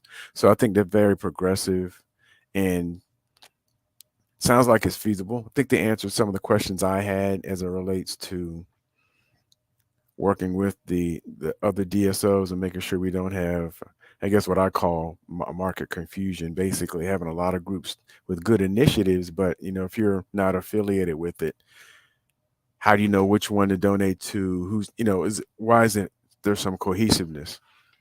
So I think they addressed that, and hopefully it gets even more streamlined going forward. So I think it's a progressive idea for both the Classic, because we've been in Jacksonville before with South Carolina State. So we'll see how it works out. I guess the biggest thing that Mr. David mentioned, and somewhat I agree, is that once again, the trust factor. I mean, it's FAMU, it's Rattlers, it's Rattler alums are running it, but also you have to have the risk versus reward and understand, who you're dealing with. Are they, say who they are, or are they who they say they are, and all those type of things. So I can understand, putting some things at risk and just saying, hey, this is a startup, or from the perspective of whomever they're dealing with, this is a new entity that we've not dealt with. So there has to be some feeling out and getting to know each other, and a track record there. But overall, I think it's a good progressive idea. I agree. I like the fact that they've done some homework, as they talk about it. Somebody I have a facilities background, of course, so so it's good to know that it's more than just talk. They've put some things together that make sense, and they have a strategy. The fact that that they've communicated with the other DSOs and affinity groups, and understand what their pathway is into making some of this stuff happen, and they've reached out to the university brass. I think is great. I love the vision. A lot of people wait on the AD or the president, and that's not how these type of things typically happen, right? Usually you have someone, whether it's consultant, a vendor, what have you, that comes to the table and say, hey, why don't we do X, Y, and Z? And this is how we can do these things. So I love the vision. I love the idea. I love the consensus building where you unifying a lot of Rattler Nation. And I'm interested to see the response from That's on Larry. Because they brought something to the table. They Larry did. ain't Larry ain't brought nothing to the table. So I don't want to hear just no. I hope to hear this is how we can work with this group and make this happen. Right? If there's things that need to be flushed out, let's flush it out. But let's do it. I want us to find a way to yes for FAMU athletics. Thank you. It's interesting. That vision is something that we've been starving for. We've been talking about this for a while now, telling us about the state of Rattler athletics, or just giving us a vision for the athletic program. And here's a group that I get it right now. We're going to get into talking about the schedule, which got released earlier this week, but we knew going in that there was going to be 5 home games, right? Well, we knew this was a year because Bethune is the host and the home game of the Florida Classic. We were going to get 4 SWAC home games, right? And we already knew the non-conference. We knew that South Carolina State was our home game. And, FAMU has we're used to having 4 home games. Heck, there's some schools that I've seen in the SWAC that only have 3 conference home games, and then so maybe like 4. And so there's a reason why our schools, whether you want to call it HBCUs, low resource schools, whatever you want to call it, there's a reason why we play outside of our home stadium. Okay. I mean, for starters, our home stadium only seats, what's the number now? Because I can't say 25 anymore. Was it 22? Realistically, probably around 20. Oh. So we're talking 20 realistically, right? Where when we go, we can go on the road 3 hours south and draw 50, 51. We can go 2 hours east and probably pull in 40. I mean, these numbers are double than what we hold in our own backyard. And I mean, you show me that we're going to have a packed house for the first game of the season. We've never seen it. Well, I don't say never, but usually we don't see it. Am I right? Last year we had one game that was a sellout. That was homecoming, right? All the other games drew 17 or less. And I mean, we did a good numbers. I mean, they averaged right about the same, 18, 17, right, this year. But they weren't sold out. Well, do we know on the first game because of, I guess I want to say the scanner issue, whatever? Oh, shit. I mean, I'm not trying to bring that up, but do we actually know the numbers? And then I know 2 years ago we had a thunderstorm and then, a couple lightning delays. So there's always something, Marcus. There's always something. It's always something, right? So, honestly, that takes some of those things off the table as well as the expenses side of it. It does. So there's other benefits to it, along with the conflicts, of course, of Florida State playing at home. As a matter of fact, someone pointed out, I hadn't looked at their schedule yet, but right now they're saying homecoming is a conflict. Mm-hmm. Yeah, I saw. Was it homecoming is a conflict? Yeah, somebody. Actually, we got a text from Mike Reed earlier today. Maybe an hour before the show. Homecoming is a conflict. Florida State's playing North Carolina at time to be determined on November 2nd, and the Labor Day weekend. We have South Carolina State that Saturday, and Florida State has, Boston College on Labor Day night. On that Monday night. So that's not directly a conflict, but it still goes to that weekend hotels in Tallahassee and hotels. And but look, that's not going to change. I mean, now again, you can't compare. These are again, we're talking apples compared to stakes. I mean, Florida State, I'm looking at their schedule. They got 1, 2, 3, 4, 5, 6. They got 7 home games. They got a 60,000 seat stadium. Hell yeah, when you got a 60,000 seat stadium, yeah, you should have 6, 7 home games. We've got a 20,000 seat stadium. 4 home games is enough, and then we can go double that when we go, within 2 to 3 hours. And it's a larger reach. Why? Because you can probably get better hotel deals in Orlando and Jacksonville than you can in Tallahassee. Even better hotel deals when we go to Atlanta. Every city we go to this year, you will get better hotel deals than in Tallahassee. No one ever talks about that. Now, if I'm wrong, I'm sorry to the Tallahassee Visitors Bureau. I'm wrong. If I'm wrong, tell me I'm wrong. But I don't think I'm too far off. So, somebody tell Dr. Robinson. Why, Dr. Robinson, ask the question. Where's our media outlets that are going to ask? I'll send a message to. I don't know if he'll pick up the phone, but or he'll reply. Why do we have to have 5 home games? Well, let me just address this thing that's always out here about for profit companies and $1 million. Show me a classic. Show me those numbers, right? People always claim that you play a neutral site that you collect $1 million.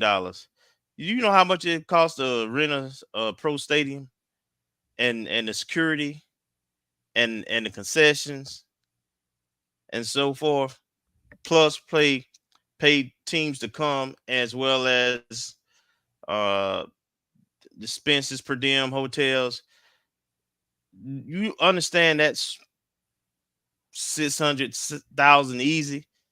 And when they bring those teams in, though, unlike the bowl games and the neutral site games you see, for instance, LSU, Florida State last year in Orlando, Florida State had to sell out had their allotment of 29,000 tickets. That's how they got their 3 million, part of their 3 million. They were given 29,000 up. They had to pay for 29,000 tickets, whether they sold them or not. So without those kind of buffers in place, and you ain't got no skin in the game, $350,000 with no expenses is more than what we make at home, including homecoming. So I just want to put the facts out there, because people keep recycling this thing. You worth $1 million. Well, show me that. Where you get that number from? Okay, go ahead. All right, Marcus, I want to come back, circle back, and give you a chance to talk about our headline story that we talked on. I want to be fair. I want to make sure you get your thoughts in on our lead story, talking about the bowling story, bowling controversy. Well, I mean, it's a sad state of affairs. I mean, first and foremost, I'm not looking to pile on, and I don't know all the details. I haven't looked at all the documents. I'm not following it like the OJ trial, anything like that, getting all the sordid details. Jesus. But in essence, it's to me, and from the little details, it sounds like a communication issue and a leadership issue. So there's a breakdown of communication. And in terms of understanding the expectations, maybe a little and breakdown in leadership in terms of managing the situation before it got to this point. And I mean, to me, that's the crux of it, because a lot of this I don't believe had to happen. There could have been some stopping points. And I know just for those folks who are in, I guess, a field that involves, say, root cause failure analysis or that type stuff, that there are certain things have to line up in order to get to a significant event. And if there's one interruption or two interruptions in there that breaks it or doesn't allow all those events to line up, you don't usually end up with a significant event. You have a near miss. And it sounds like everything lined up, maybe from an interpersonal standpoint, leadership standpoint, communication standpoint, and We are where we are right now.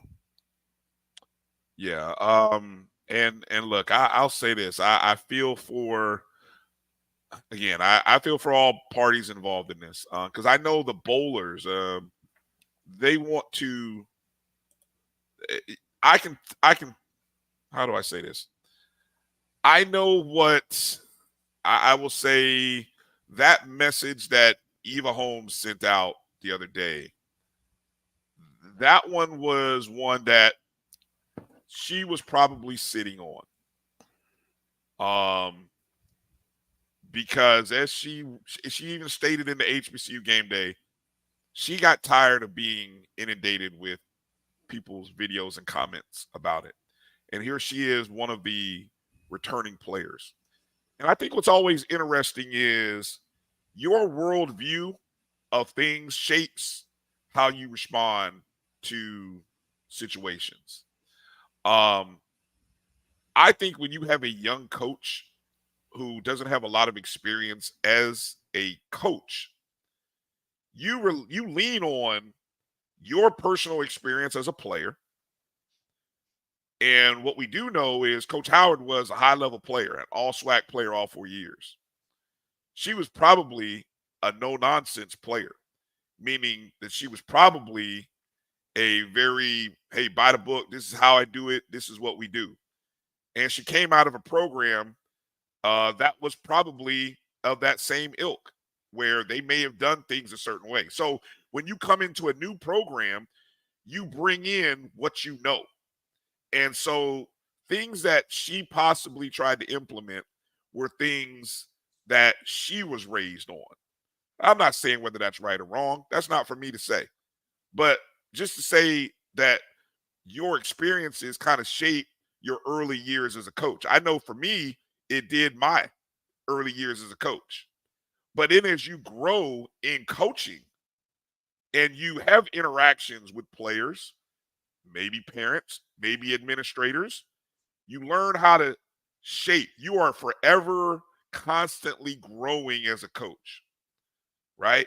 So I don't want to beat down coach and say she's going to be horrible at being a coach. She's too early in this process to say that. We don't know what she's going to be. Okay. Now we can agree to disagree or however you want to do it.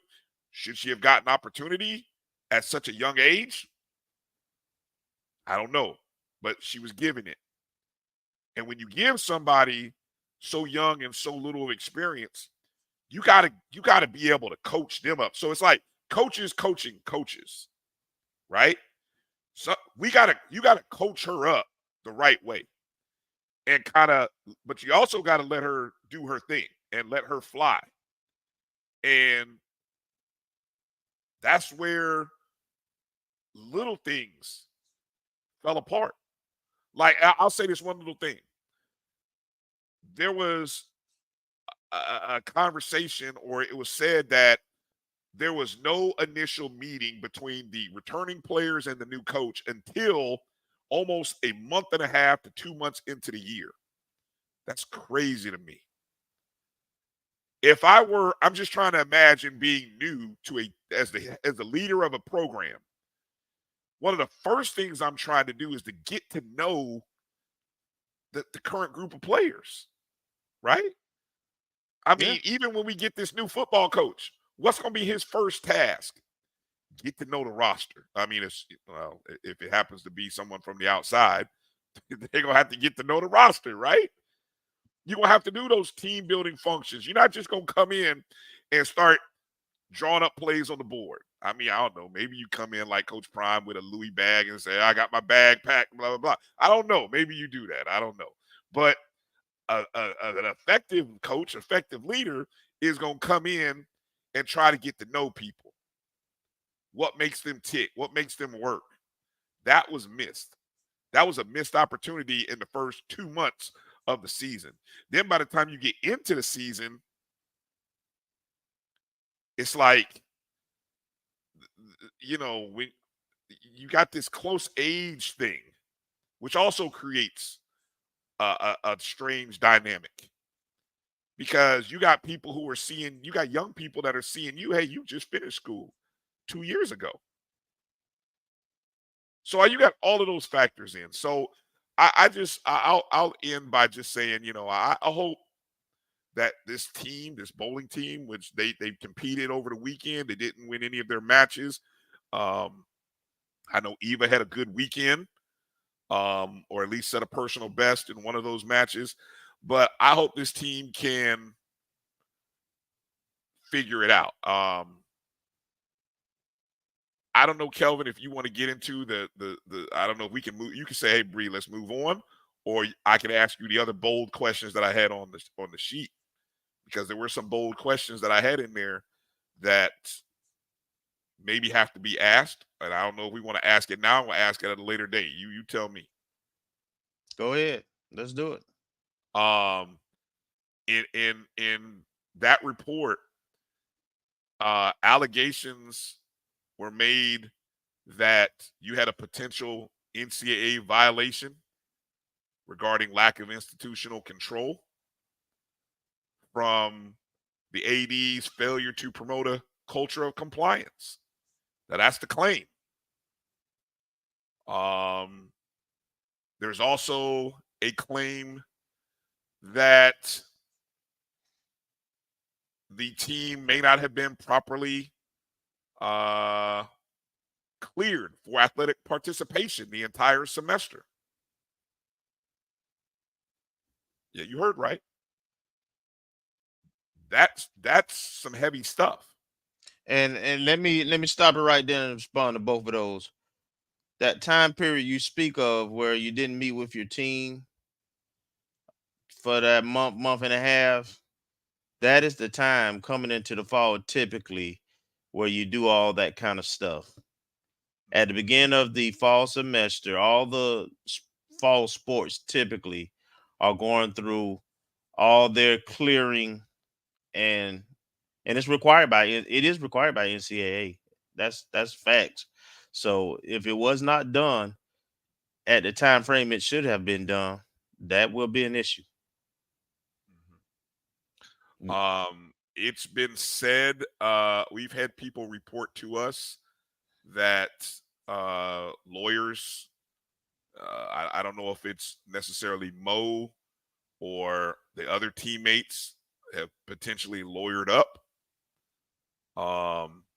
So this story is not going away, folks. It's going to sit there until, and again, I tell you, there's another part to it that still hadn't come out. And when it comes out, that's going to be the clarity that everybody's, you're like, uh-oh. That's the part that's going to come out. That's going to be interesting to see. And I don't know what you're referring to, Brian, but I'm going to just make a general statement.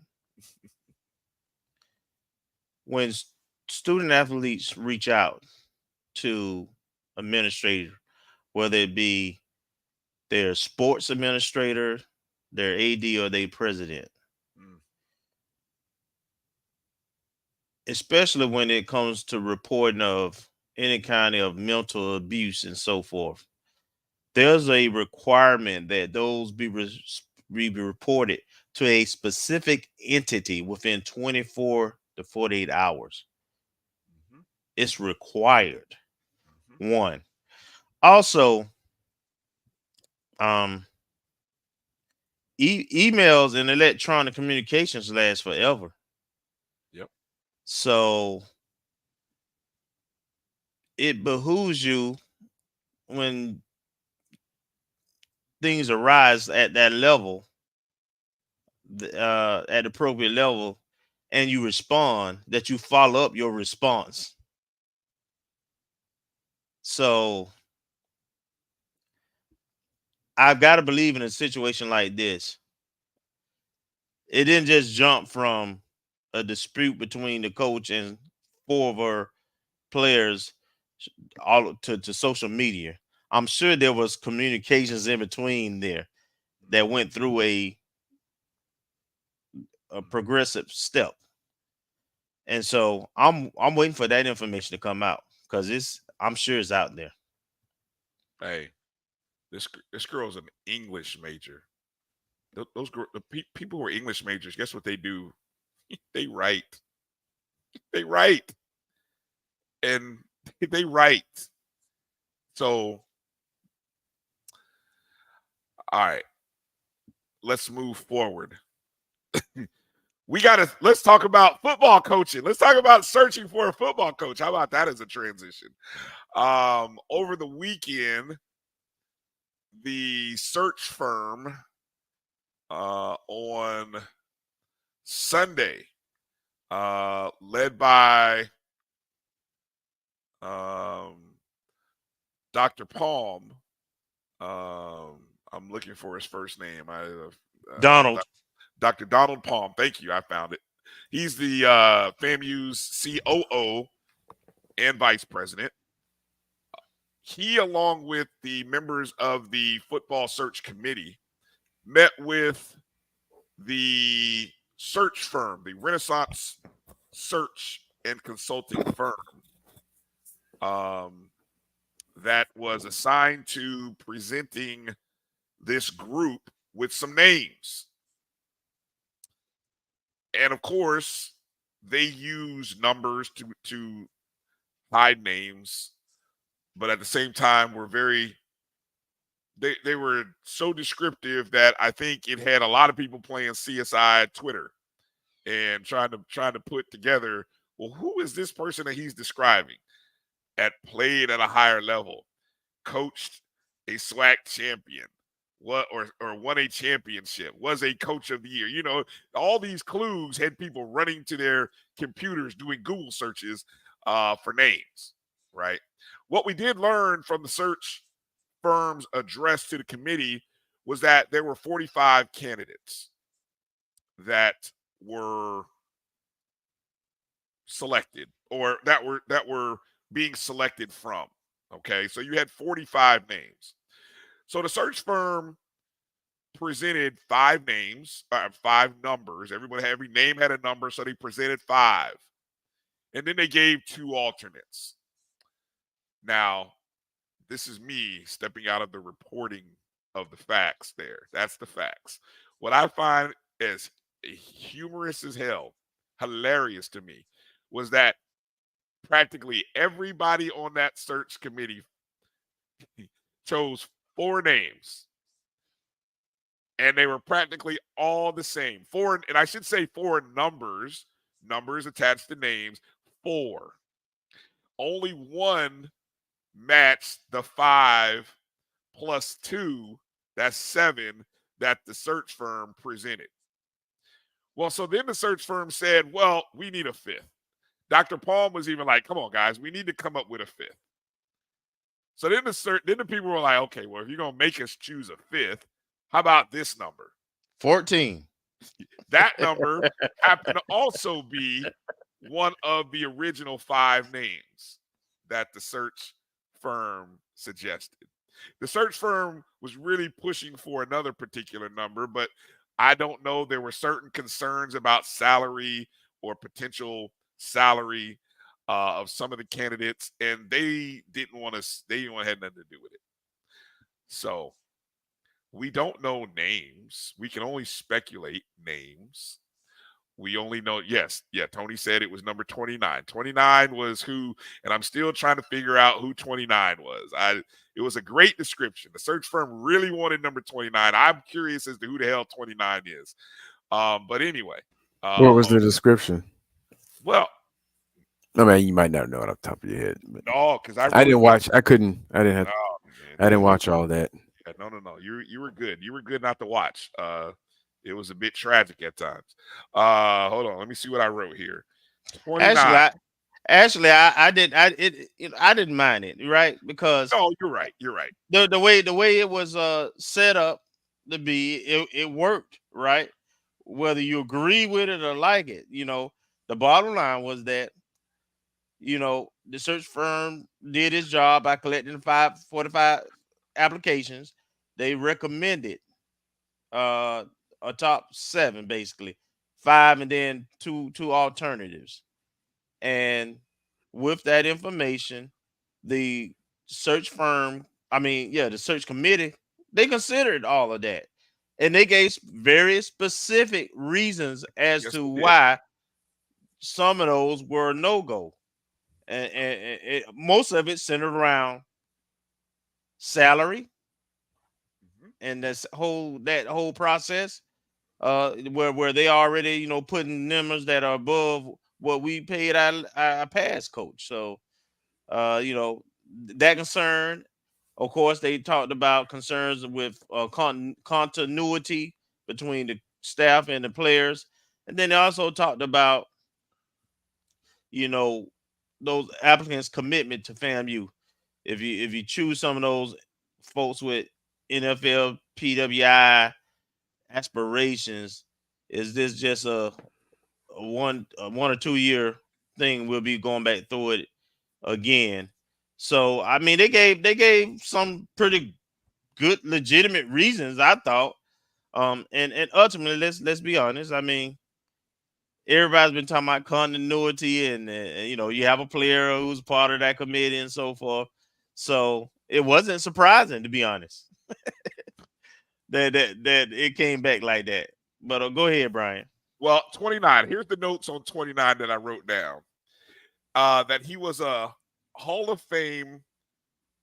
He was a Hall of Famer at his HBCU. Not necessarily a Hall of Famer in the pro sense, but a Hall of Famer at his HBCU. That he was a coach of the year. Believe he said played at the highest level, which to me that read NFL. And then the one that caught me, which really made me, I was guessing, trying to figure out who, ties to the area. Now, ties to the area. I don't know if that's ties to Florida or ties to the Southeast. The region. Ties to the area. Florida and the region is what I kind of gathered. That's how you interpret it? Okay. Yeah. So that was 29. And they were really adamant about, the search firm was really adamant about trying to get 29 to be considered by the search committee, but the search committee wasn't having it. They were like, nope, we're passing a motion to push forward number 14. Well, actually, here's how they said it. Pushing forward number 16, 18, 34, 45. Oh, and 14. Since you're making us pick a fifth, we choose 14. And someone said quickly, I second that motion. It was like, bam, it was passed. And those were the 5 names that were sent forward to A.D. Sykes and Dr. Robinson, who I believe those are the ones that are doing the interviewing. Yeah, interviews. My understanding is the interviews started Monday, and they potentially could have finished all 5 interviews by today. I do know that there is a foundation board meeting tomorrow. And when the foundation meets, that's usually related to what? Monday. So the question is whomever or whatever kind of salaries potentially being pitched to the foundation to say this is the candidate, this is their request and requirements, so on and so forth. Now, Brian, is this a regular scheduled meeting or emergency, or because of circumstances? I don't know if I wasn't really broken down to me in those respects, whether it was emergency or standard. I don't think it's I don't think the foundation had a Thursday meeting scheduled for January 25th prior to the other day. Okay. I know the board of trustees meeting that we thought was supposed to happen Monday didn't happen Monday. I don't believe. I think that got rescheduled.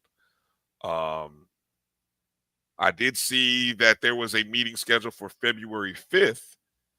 If you go to FAMU Board of Trustees webpage, there is a meeting scheduled for February 5th. So I don't know, will we have I don't think there was a board meeting scheduled for the trustees on Monday. I just think that was the due date for the report in terms of athletic financials, and I think they were just emailing that information to the board. Okay. Okay, good clarification. Thank you. And so yeah, look, I'm not gonna. I don't have a splash graphic. We're not gonna. You guys know where you can go to get the latest tea on who the coaches are. I think at this point we're all kind of so done with it that I'm just gonna say this. Well, at this point, y'all fought the fight to not get the one coach. Now we're gonna have to eat and live with whoever gets named this next coach. Hey, Brian. I think. Remember when I said I believe in Rattler Nation? You believe in Rattler Nation. I'm just saying, man. You know, you got folks putting the articles out here talking about we done met our match and stuff. and that didn't go very well either. Hey, look. That well, I mean, you gotta get your people. You gotta get your people. You know, it's you gotta good to have have somebody other than you gotta have friends in the media. It's good to have friends. You gotta have friends. But you know, I like friends who gonna tell me the truth and let me know when I'm out of pocket, man. Don't have me out there looking like Boo Boo the Fool. I mean, if I need some straightening, man, you know, don't you know, get me before I get out there. You know what I'm saying? Don't be hyping me up, man. I'm dead ass wrong. And I don't have names, Will. I know y'all know the names. Y'all can get in the chat room and talk names all day. The names haven't changed. The names haven't changed. You know the names. And besides, Dr. Paul, I'm gonna repeat what Dr. Dr. Paul. He said, let's not talk about the names. We're entrusting that these names remain private. And then what happened? Like 10 minutes later, you get names being flashed. But it wasn't that hard, man. And so I'm just saying, I thought it was kind of funny. I mean, especially with the internal folks. I mean, come on, man. I mean, here's an internal one. I think you guys know this one. It was like, yeah. I think me and my Kelvin Dean was great. Yeah, I think me and my teammates, we want number 16. I think that was great. That was beautiful. That was great. I think there was one that we kind of knew. Yeah. So we'll wait to see what happens. There's a lot of belief that something will happen this weekend. It'll be an exciting. Now the question is, Ashton, very good. Obviously, I'm gonna throw this out to y'all. University of Michigan looking for a new coach. Will they have a new coach before FAMU football does? And two, which direction do you think they're going? You think they're going outside? Or you think they're going to have a Michigan man be hired? I'm just asking what championship teams do, what winning programs do. They usually kind of promote from within. The brother who filled in for Coach Harbaugh during the season will not be. I will be shocked if he's not the head coach. I will be shocked. Lord. All right. I put the email out there, O&G StrikeZone at gmail.com. We want to hear from you. If you want to get some stuff off your chest, if you want to talk, you want to vent, I'm going to put you put in your email address. Let us know you want to come. And what's the matter? What Marcus? What happened, Marcus? What I missed? And if you want to be a part of the show, we'll give you an opportunity. All right. Before we get to talking about the schedule, I'm going to bring in one of our first guests who sent a message, and so we're going to open this up for the next few minutes. They're not going to be long, so if you want to get in, then you need to jump in quick. You need to send that email, ONGStrikeZone at gmail.com. I'm going to hit you with a link, but I'm going to bring in our first guest, good friend of the show, friends of ours, friends of our family, Mr. Oshabi Craig. Oshabi, how you doing, brother? Rattler? Man, I'm fantastic. First off, big shout out to big brother Marcus and my longtime guy Kelvin. Kelvin, you looking in here like you know the names, brother. You just trying to keep it cool for the show so that you don't cause no problems. I don't know nothing, man.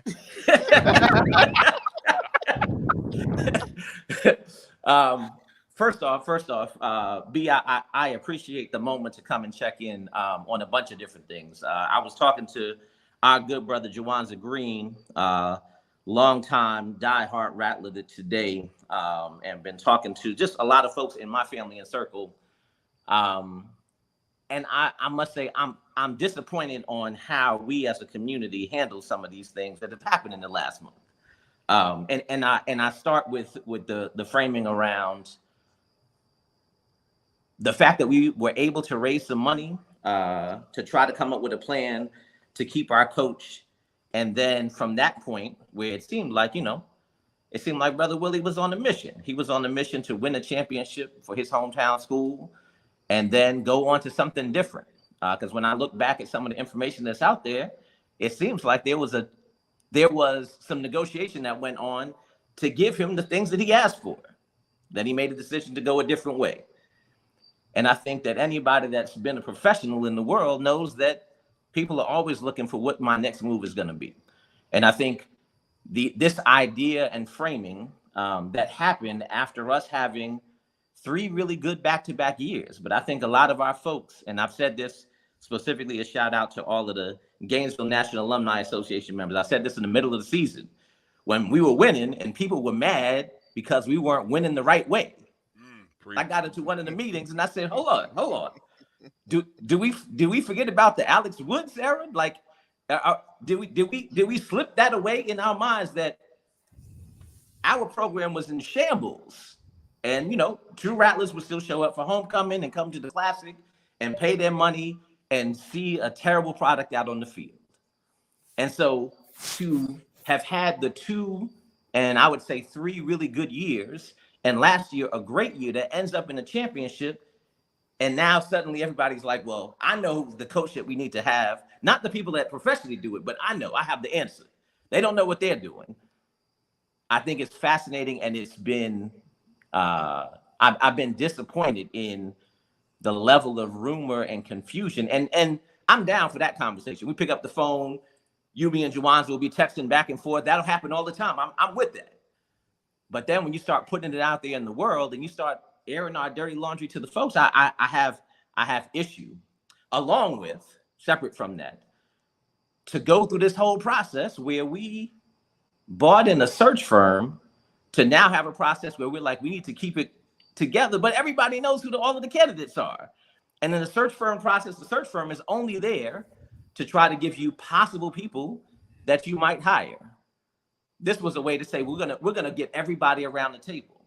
There's not another school that has used a search firm to get a football coach in a long, long time. Because that's not what would normally happen. It would happen in other. Like, I was fascinated by how it all played out. My hope at this point, that we get somebody in that can stabilize things, that we can move forward in a way where some of the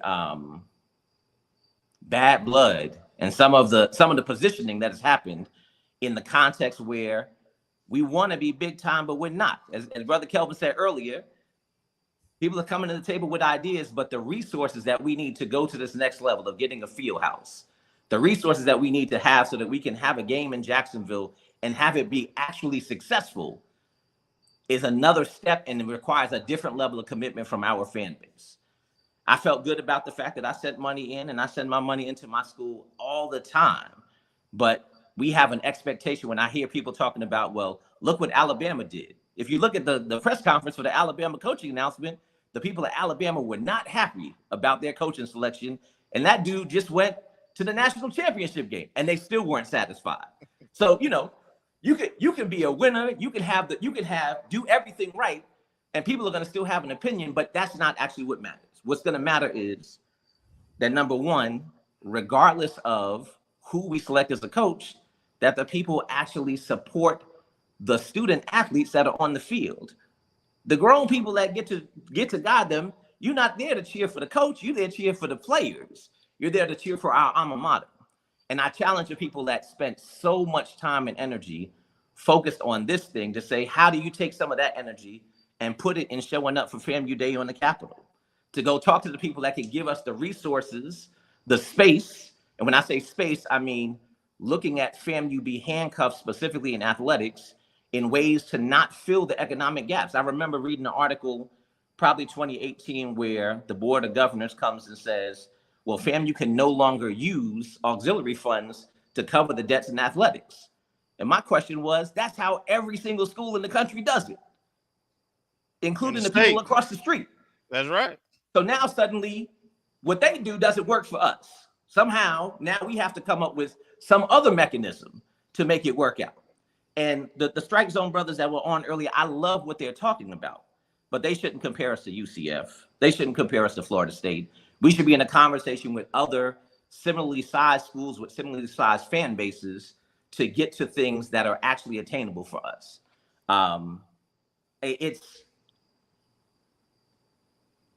We had one of the probably the most challenging months in recent history with our program. And not just with our program, but with the brand of our institution as a result of how we were handling it. But I want to rewind the tape back to the fall of 22 when we made national news because we almost did not have our players show up for a game because we were having compliance issues because we did not have leadership inside of the athletic department. And this is no shade to my big brother, Michael Smith, but it was trying to make sure that we could get through with not enough people and not enough resources. And that's not an issue for Dr. Robinson. That's an issue that goes to what is happening at the state level of the investment in our school. It is not surprising that when things go wrong, we start shooting at each other instead of saying, how do we put ourselves in a position to really protect this institution and get the resources so that we can compete at the levels that we're talking about? And that's, brother, that's my take. I want to hear from the brothers because I know I put a lot of stuff out there, but that's some of what I wanted to get off my chest. Wow. That's a great point. Appreciate you dropping those jewels, especially that part about making sure that sort of that gun is pointed at the right direction. Brother. But I also I would say the one thing I'll say about now the governance piece as it relates to the state. I mean, we all know the history. We all know there's been some shady things going on in the past. But the other thing is that NCAA manual says that the president of the university is ultimately responsible for athletics. Most definitely. And so if we had one person or two people in compliance or in academic support trying to support 14 sports at a Division I level, that's unsustainable and never should have been put. There should have been more resources put there. The issue with the eligibility and compliance and all that type stuff are things that we've been dealing with. I mean, that's what got Billy Joe up out of FAMU. Yeah. In theory, 20 years ago, 18 years ago in 2005. So it's been a long-standing issue that should have been addressed a while in terms of adequate support, personnel, and expertise. So I'll say that piece. I mean, there's probably a state and historical aspect to it in terms of the state not doing some things as it relates to making sure that FAMU gets adequate funding, because we all know about the lawsuit.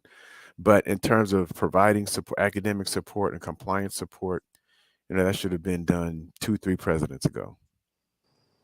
Brother Marcus, I don't disagree at all. And I think that if the Apple basket was the same size for us as it is for some of our sister and brother institutions, I doubt that would have been challenged. But when you are existing at the margins for so long, you get to a thing where people are doing 2 and 3 jobs, and it doesn't, it takes somebody going out on sick leave or something happening or transition out of position, and then things begin to fall apart. And at that point, not having an AD, the staff being thin, people walked in the door and said, Brother Michael, you don't have enough money to get the job done, but we got to figure it out.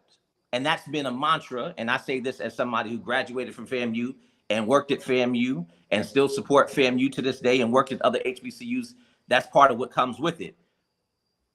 And I agree that still doesn't say that there are things that we have to do to hold the line to make sure that our folks are eligible, because the entire point of these students being in school is for them to actually graduate. And if we're not in position for them to do that, we're doing them a disservice. Brother Kelvin, I know you got something for me, brother. Come on. You know I got something for you.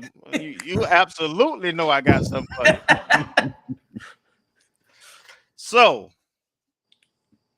I don't disagree with the state, but we spend too much energy and talk about what they are not doing and not enough effort on what we should be doing, what we can do.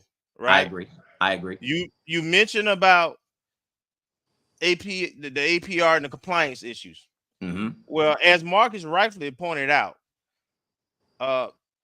this whole APR and compliance piece started back in 2002, and FAMU is like a 3-time offender on this. Yes, sir. Yes, sir.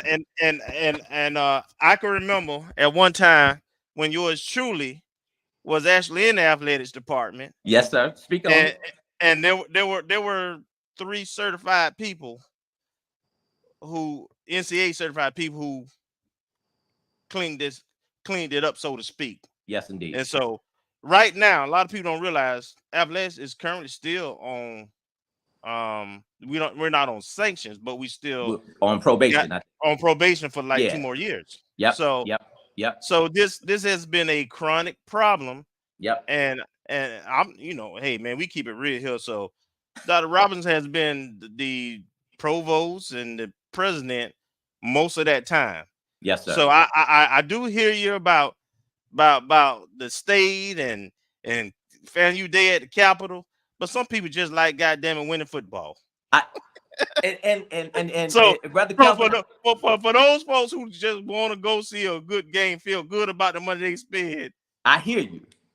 Let's make sure we give those students really, and as a sports administrator, those student athletes, man, that's what I care about, man. Yeah. They deserve to have the best possible experience that they can have, and that requires that the people who have titles, even though it's unfair, it ain't by accident that we have as many ADs as we've had over the last 20 years.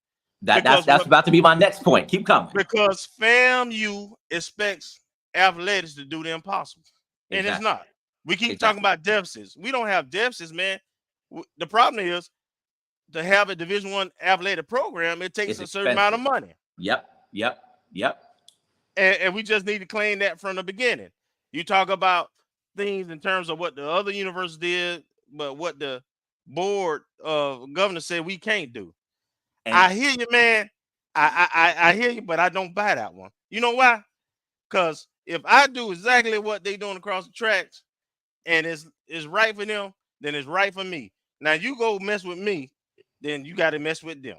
But you got to have at some point you got to take a stand, man.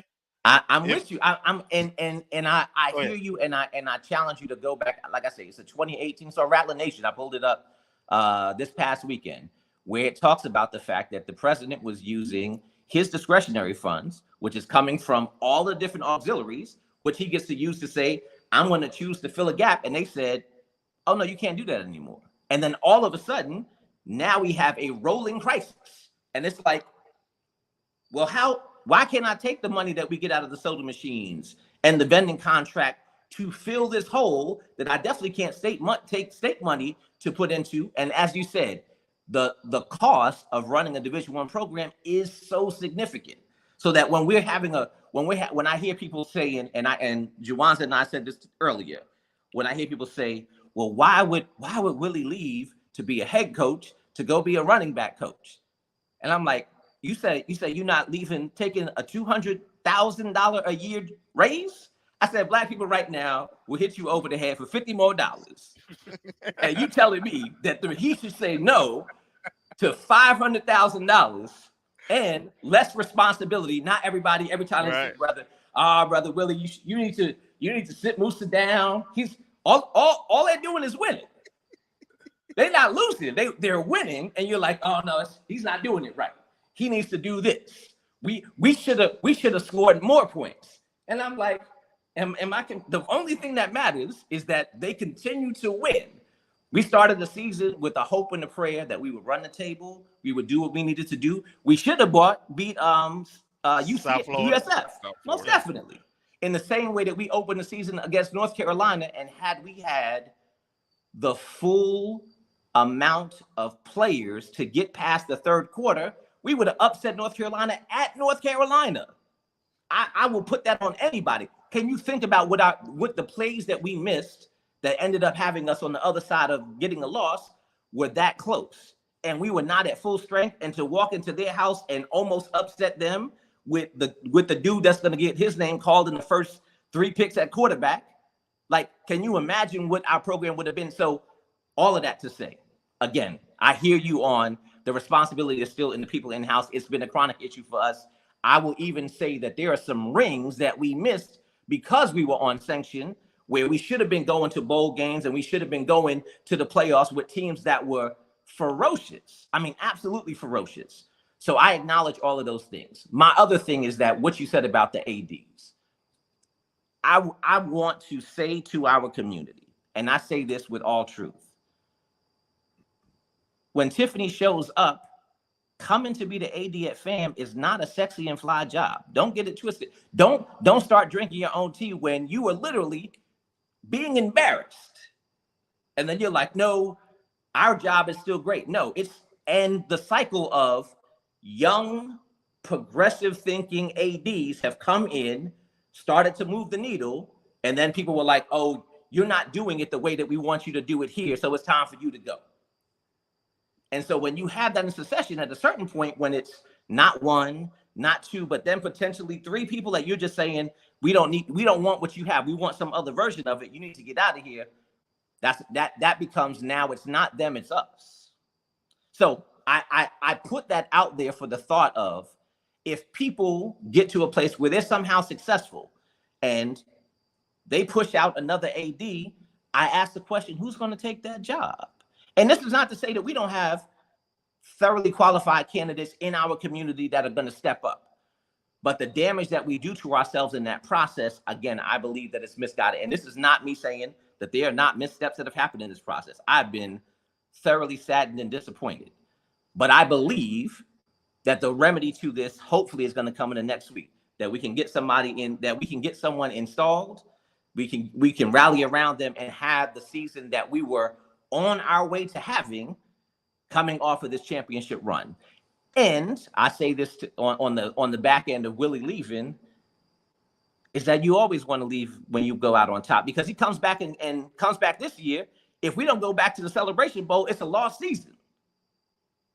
People are going to be like, oh, this is why we need to get rid of Willie, coming off a year of being the HBCU national champ. And Brother Marcus, tell me that I'm wrong, because you know it's the truth.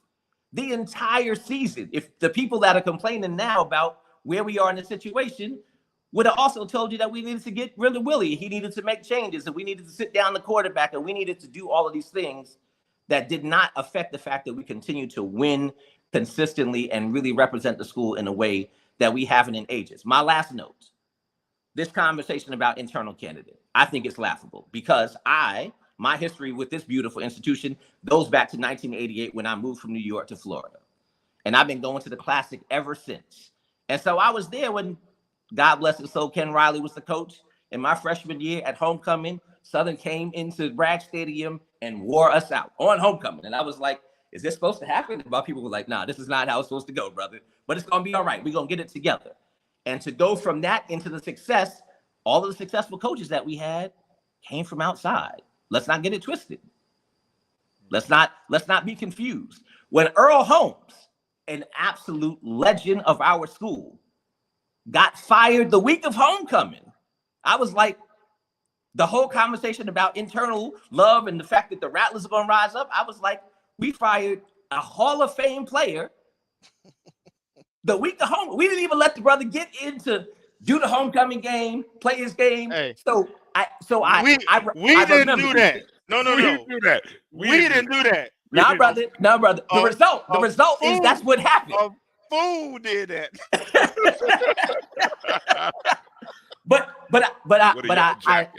I say all of that to say that some of the platitudes that people have put out to say this is the most important thing. Nah, brother, the most important thing at our institution is always the fact that you have to be your best. There's an expectation of excellence in what you do and how you conduct yourself.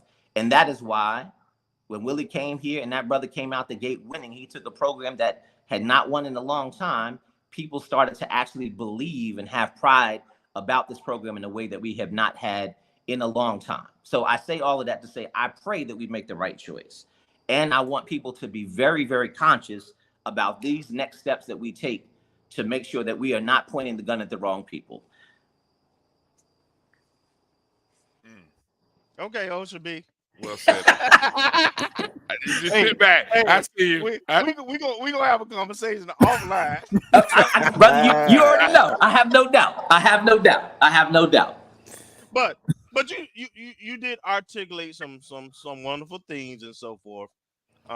However, my only response to the overall theme is when you're in a position of leadership. Yep. It's also a position of service. Yes, indeed. And so you have to understand and have a pulse of what your community. I agree. You can't fight everybody. You need some allies, baby. Brother, I like I say, I fully agree with you on that. Take the easy W's. It's gonna be at FAMU, as we pointed out. It's a lot of hard decisions for the athletic director. Yep. So don't make the easy ones hard. I hear you. Hey, brothers, I appreciate it. B, I appreciate the time. I'm a yield to everyone else, man. It's good to see y'all. I will check in soon. Hey, yeah, brother Kelvin, hit me up. My number ain't changed, brother. My number ain't changed. I got you. All right. Appreciate your time, O. Yes, sir. All right. So again, hey, those opportunities are there. You know, we put out the email address. All you got to do is send an email. You can come in and share your thoughts. We want to try to open up some time and let Rattler Nation talk. And none better than our brother Ocean B. Craig there. All right, let's do this. Let's go schedule. Let's talk about the football schedule. All right. The SWAC, kudos to the SWAC for releasing the conference schedule the other day. I like everything they did with it, the graphics, really trying to engage the master calendar spreadsheet. And by the way, we were on point with pretty much every game. The only one we didn't know was which two, Marcus? No, V. Huh? V, Valley. Oh, Valley. Yes, that was Valley. Valley was the only one we didn't know. We knew we were able to piece together. I think we even beat Gerald Thomas. Gerald was putting some stuff out there. Nice shout out to Gerald, but we even had some stuff on him. But it was at that point when I realized that the schedule was going to come out, I said, you know what, I'm not going to jump the gun and throw out some stuff. Alabama A&M put some stuff out there that helped seal some things. Then I got word of when Prairie View was going to schedule us. That kind of sealed the deal. The Jackson State rumors were already out there running. So voila, via the SWAC, the conference schedule looked like this. We already knew the Texas Southern homecoming game on November 2nd. We knew Southern was the week before. Again, Alabama A&M and Alabama State released their schedule. We are the homecoming opponent for Alabama State. Alabama A&M released their schedule, so we knew when we were hosting them. The Jackson State, we had heard October 19th. We had heard that, and of course, like I said, we got word about the Prairie View game. So there was your schedule. So Bethune is the host. They're the home team in the Classic. So this is a year where we get 4 SWAC opponents coming in. But I think there are 2 SWAC dates that I think everyone should circle and really keep their eyes on. October 19th is going to be lit. I'm telling you now. That is a Saturday in Jackson. It's well documented. We have not had a great record against Jackson State, and the 3 years of them coming to the state of Florida, and now we're traveling there, and it'll be good. It'll be good to go to their yard, and take some W's from out of there. So we got to show up, Rattler Nation. And then the other game I'm kind of interested in, again, FAMU hasn't been out to Texas. It had been prior to last year. They hadn't been out to Texas since, or at least to Texas to play an HBCU in nearly 50 some odd years. There is a lot of history between Prairie View and FAMU. So the fact that FAMU is traveling to Prairie View, I think is pretty historic. That's pretty historic, I think. So that's good stuff here. And so there's the SWAC schedule I'll put out there for everybody. So again, our full schedule in all glory, 12-game schedule starts with the MEAC SWAC Challenge, Norfolk State. Right now, we are hosting South Carolina State in Tallahassee. Appreciate everybody participating in the poll. 60% of you who voted would love to go play that game in Jacksonville. Then we're down in Miami. We return to Miami, but this time we're playing the University of Miami. We got a bye week. Then we travel up to Troy, Alabama. I feel like that's a close enough game the 100 should be at. I'm going to just call that out now. I'm calling out the 100. Hey, March 100. I want to see you in Troy, Alabama. Is that unrealistic? Is that realistic? That's about a 2.5 hour, 3 hour top bus ride. Absolutely, It's realistic. Okay, good. And then of course we start the SWAC season home against Alabama A&M, and then we turn around the following week and travel to Montgomery. Another game that the 100 should be at. Just another half hour, 45 minutes from Troy. There you go. So that should be a great 3-game stretch. Look, the Marching 100 plays 3 straight weeks, and they got a bye week. We got 3 straight Alabama teams. 3 straight Alabama teams too. We get a chance to own the state of Alabama. I think that's 3 wins. I think that can be 3 wins against the state of Alabama. We got to get a coach first. We do got to get a coach first. But if we keep everything together, and that's what a lot of people missing. Let me just say on the schedule, I like where our bye weeks are placed. We got one right before we go to Jackson, and we got one in between the Troy and the Miami game. So I really like that. Now we do have a kind of long finish. I think 6 games in a row. After that second bye week, but I think we bringing it up enough because our front is tough. We got 2 FBS schools, and so this is why another reason why I'm a proponent of a neutral site classic. Right? We always got all these reasons about why we playing. I don't hear nobody talking about the impact, the economic impact when we going to Troy, or when we went to South Florida and played in Tampa for that guarantee with no expenses. There's always multiple sides to the coin, right? And so all I'm saying is a perfect out of conference schedule in my mind for a program like ours is to have one money game if that's what you want to have. I personally don't like the money games. Have a neutral site classic and a home out of conference game. So I think that's reasonable. In 12 games, we shouldn't ever play 2 FBS programs. We talked about, you just heard Ocean be talking about, and myself having that conversation about our athletic budget. At the end of the day, our athletic budget is what it is, right? You talked about how we looked against South Florida and how we looked against North Carolina, right? Man, those teams' football budget alone is $50 to $70 million more than what ours is. Yep. So the fact that we actually competing with them with our meager resources is more a testament, frankly, to this internal staff and these players that we have on the squad. we actually have proof in the pudding. We've got the quality of coaching and the quality of talent that allows us to play with teams who budget our triple hours.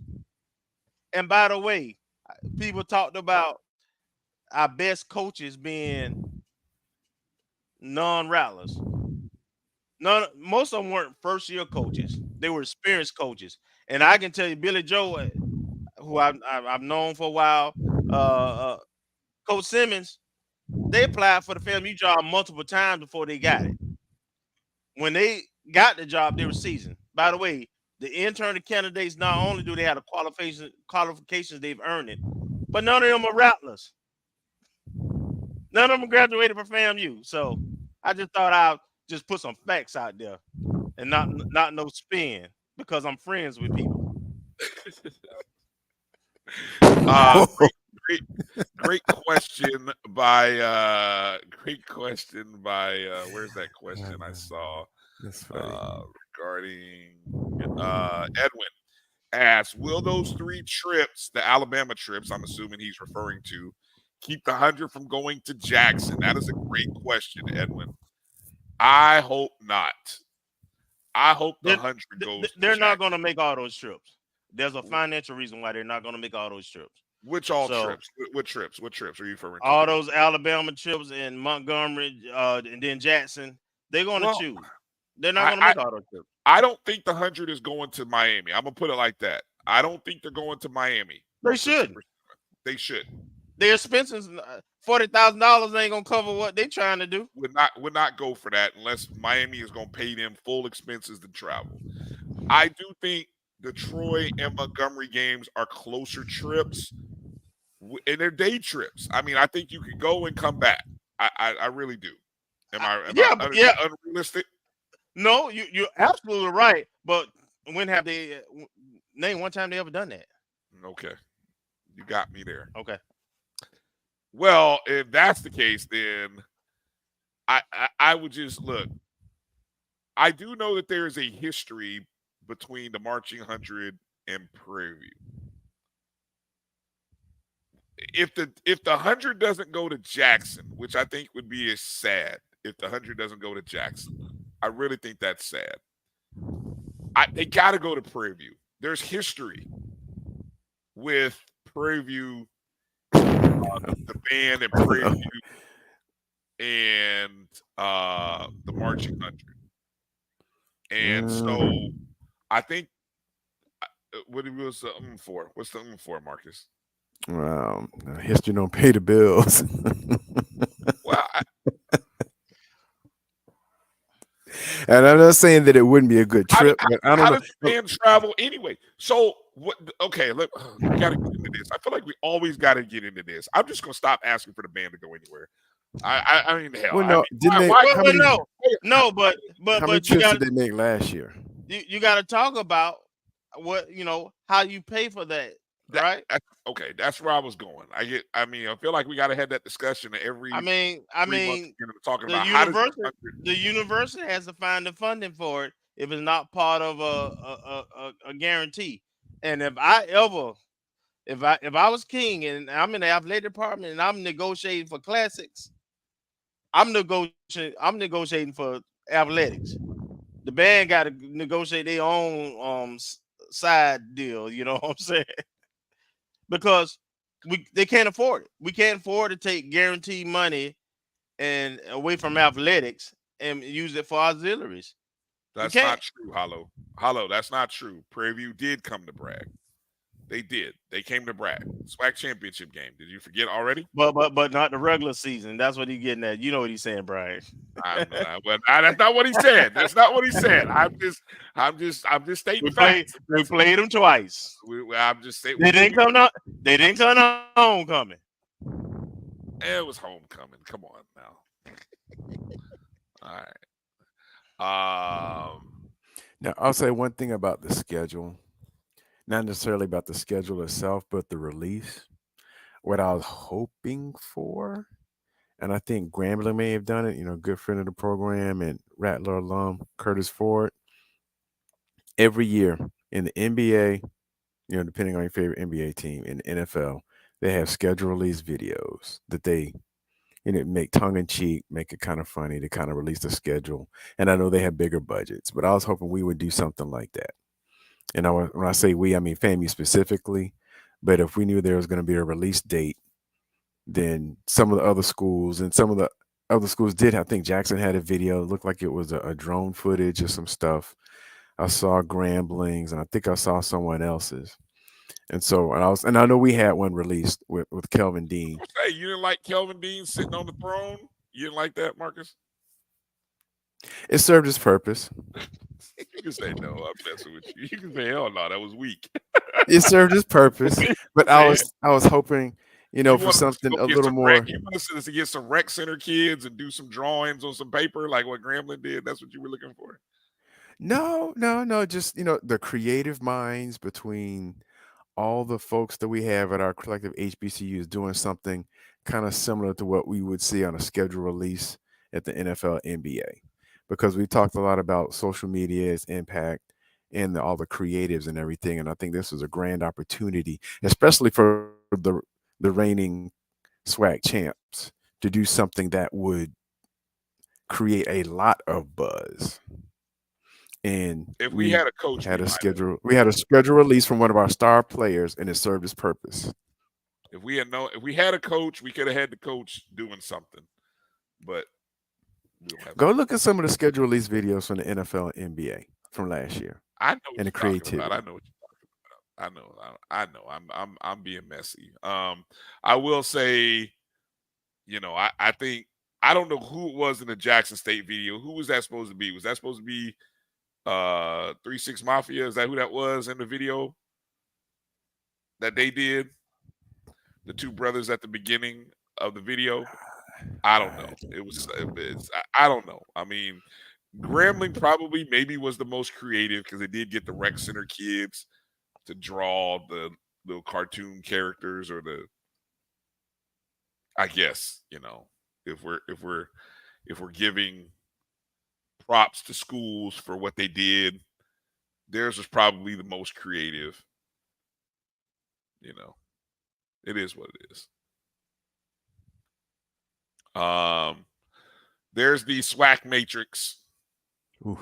Yeah. Ooh. In all its glory.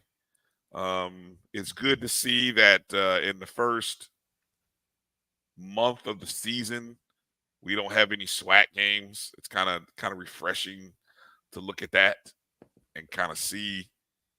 Of course, those of you who are looking at it, you see the red neutral site games.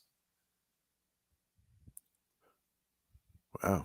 Looking at PV, they got 3 straight They got divisional games in the first month. Yeah. Yeah. Well, but let me see. Are those 1, 2, 3? Mm-hmm. All in SWAC West. Those are SWAC games. Prairie View and Southern. But see, the thing that throws that matrix off is like you see that first weekend 8/31.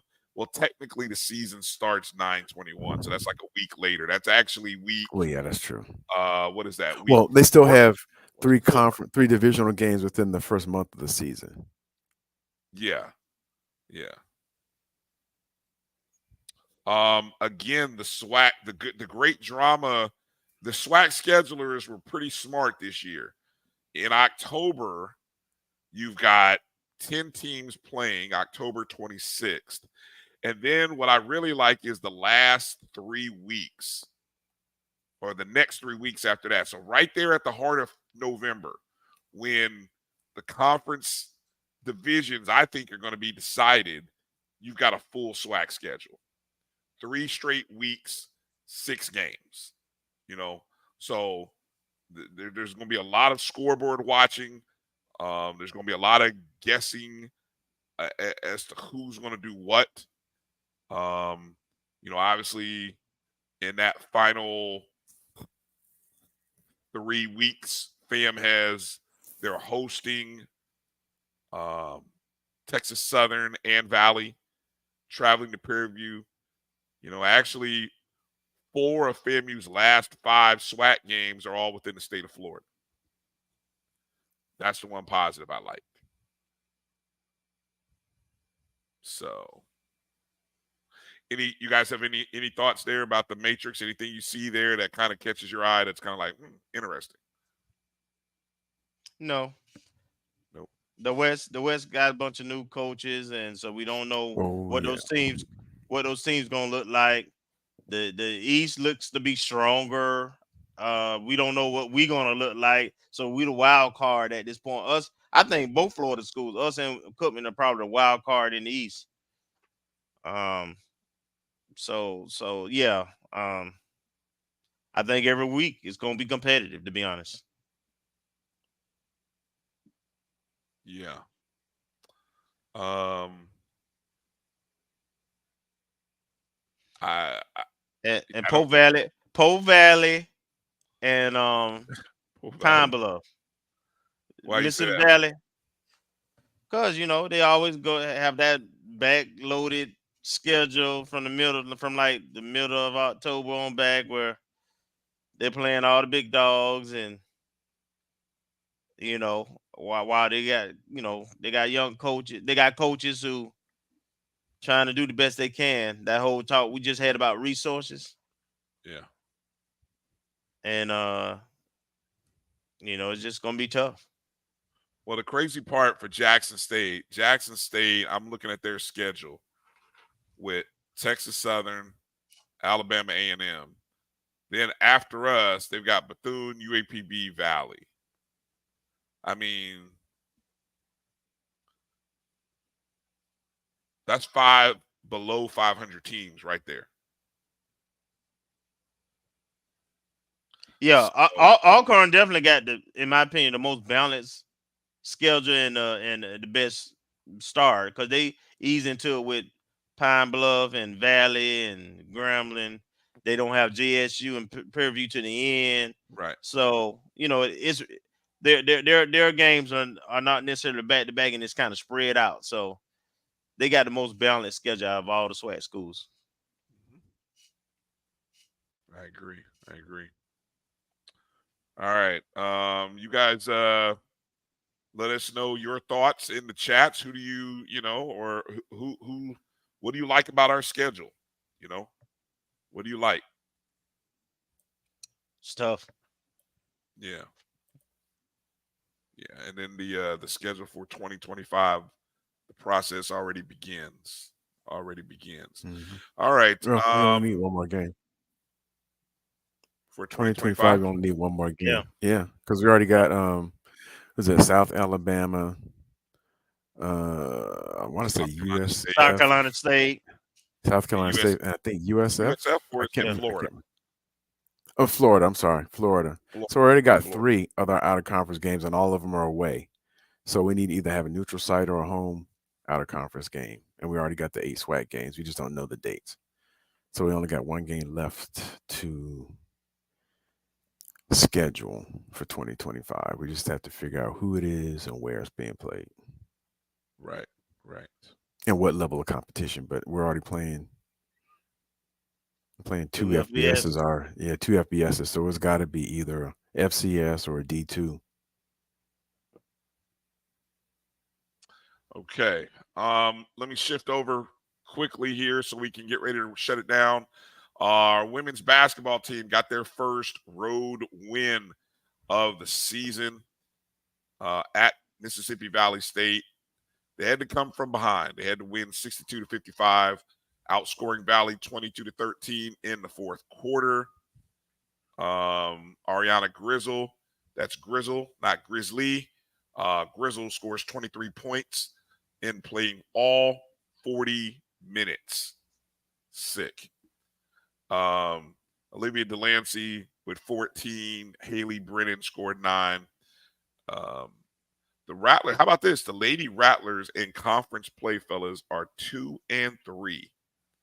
Damn, it's been a long time since we've been that close to 500 or better in conference play. And I look, I know it's early. I know it's only 5 games in, and I know that's saying a lot, but you got to take these moments and appreciate them while you got them. Because it's fair, because we played 4 of the top 5 teams in the conference right now. The only one we haven't played yet is Jackson State. Yeah. And we had opportunity to win 2 of those 3 games we lost. So we were very competitive. So it's trending in the right direction. Yeah, the UAPB game on Saturday. I thought that was a, look, we were fourth quarter. Yeah, fourth quarter. We were within 4 or 5 points, and then I blinked and it was like a double-digit lead, and it was like, what just happened? It is what it is. It is what it is. They the men blew a lead against Valley. Man, well, but they won though. The men won. I mean, blew a lead against Pine Bluff. I'm sorry. Yeah. How about they get for the second time this season, flirting with giving up 100. Yeah. That's crazy. They gave up 98 to Bethune, 99 to UAPB. And look, I mean, those are 2 teams that play at a high pace. They really do. I knew about UAPB's pace. But damn, we gave up. I mean, McCullum's got to be like losing sleep at the defense. Feed the post. Giving up 99.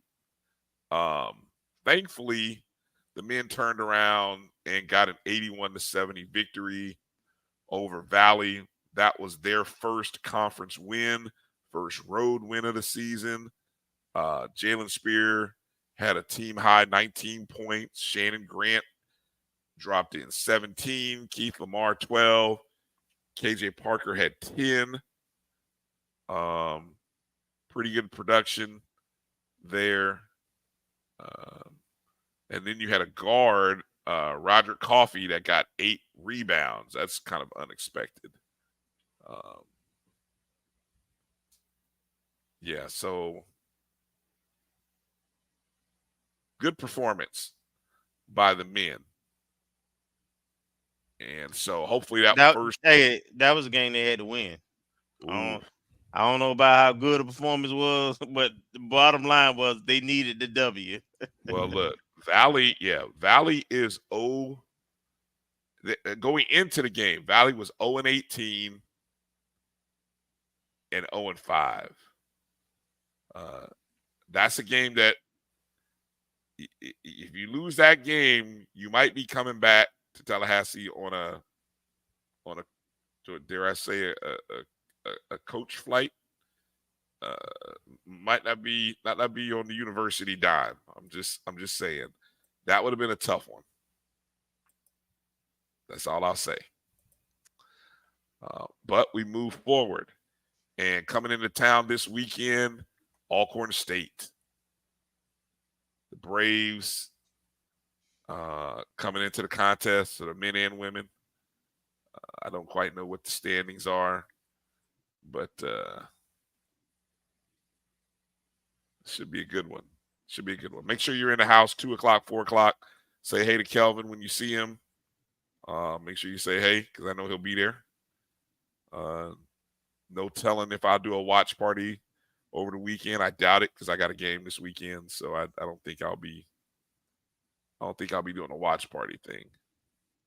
But I will encourage you guys to go buy Rattler Plus and watch the games. Buy the monthly package. Don't buy the day package. The monthly package is a better deal. I mean, the day is like $6.99. The month is $9.99. It makes more sense to just buy the monthly package, right? Yes. Yeah. As it relates to track, Kirk Dawkins earned his first career SWAC Weekly Award. He's a sophomore. This was at the Carolina Challenge. He finished second place in the 800 meters with a 1:53 .65 time. It is currently the fastest time in the SWAC in the 800. And he's also part of the men's 4x400 relay that won 4th place with a time of 3 minutes, 16 seconds, .46, which is the 3rd fastest time in the SWAC. and these are the indoor numbers. So the Rattlers are off from competing this particular weekend. They will be in Columbia, South Carolina, February 2nd through the 3rd at the South Carolina Invite. Yeah. Last piece of news, running backs coach Marcus Wyndham. He's going to be coaching in the Reese's Senior Bowl. The Reese's Senior Bowl, excuse me. It's I believe it's the second year that he has been invited to do that. I think there are maybe four other coaches from out of the HBCUs that'll be at the Reese's Senior Bowl, including Sean Gibbs. Yeah, that'll be interesting. Great conversations that'll be. As well as Larry Scott and Rod Milstead. Yeah, that'll be interesting. All right. Anything I left off of the roundup? Anything else that you wanted, guys, that we need to say before we shut it down? One quick thing. No, I think go ahead. We did get a verbal commit from wide receiver from Niceville High School. It's like 6'3", 195. Looks kind of ripped. I think it's Caden Bridgman Peterson. Mm-hmm. And he came to visit a couple times during the season. So he's a big dude. Marcus, of the names that signed, have you got maybe just by number, how many guys who committed back in that early period? How many of those guys still remain with their commitments? Are you tracking that stuff? I don't have a number off the top of my head, but I know we lost Sage Ellis, the tight end, Rodney Hill, running back. At least 4. We lost offensive lineman from Florida State who verbally committed. I don't think they signed, but they verbally committed. I think the only signee was Sage Ennis. He's the only one. And the linebacker from Michigan State, who's from Georgia. He decommitted this week. I don't know if he's committed anywhere else. So maybe he might lose the wide receiver to Coach Riz in Colorado. Well, he decommitted a little while ago. Oh, I got you. Keon Brown. Yeah. He was a transfer. He went to Oklahoma, he signed with Oklahoma last 2022, and they ended up going to JUCO, and he verbally committed to us early in the fall. But there was some hint, on some of his social media that he was kind of pulling back a little bit. And he's got an offer from Colorado. I don't know if he's committed yet, but once he started weaning back, and then, Coach Riz went out there, that was kind of knew that was coming. Well, the good thing is that our signees, as well as our returning players so far, are still with us and putting in the work and being led. And like I say, if we don't go totally off the rails here, we got a heck of a team returning, to be honest. We really do. We have all the trappings right now of being able to run it back. But a lot does hinge on what happens this week. I think we'll probably have a name probably sometime this weekend. And to your point, Kelvin, with the way college is going now, we basically have another free agency period right after spring practice. Now, I don't know to what degree, if there's any players who get pushed out, because you're seeing like the Alabama thing where people are just like, okay, Saban retired and they're already jumping it. This is, for lack of a better term, the team that's been the best college football team in the last 10 years. Yeah, they've lost about 25 players already. Yeah, and even before this, when we were talking, I think right before our our Celebration Bowl, we had talked about just the portal itself, and that Georgia had upwards of 20 people in the portal. And we're talking probably maybe the second or third best team over the last 5 or 6 years.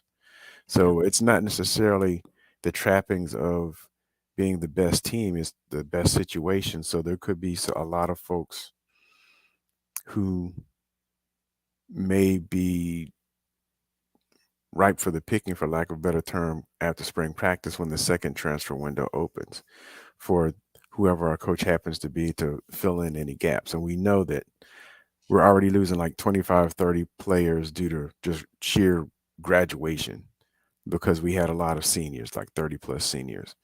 And then on top of that, some of the transfers going out. And we already knew the defensive line right after we knew that was going to be heavily hit just based on our own roster analysis from that. So we know we have some things that need to get shored up there.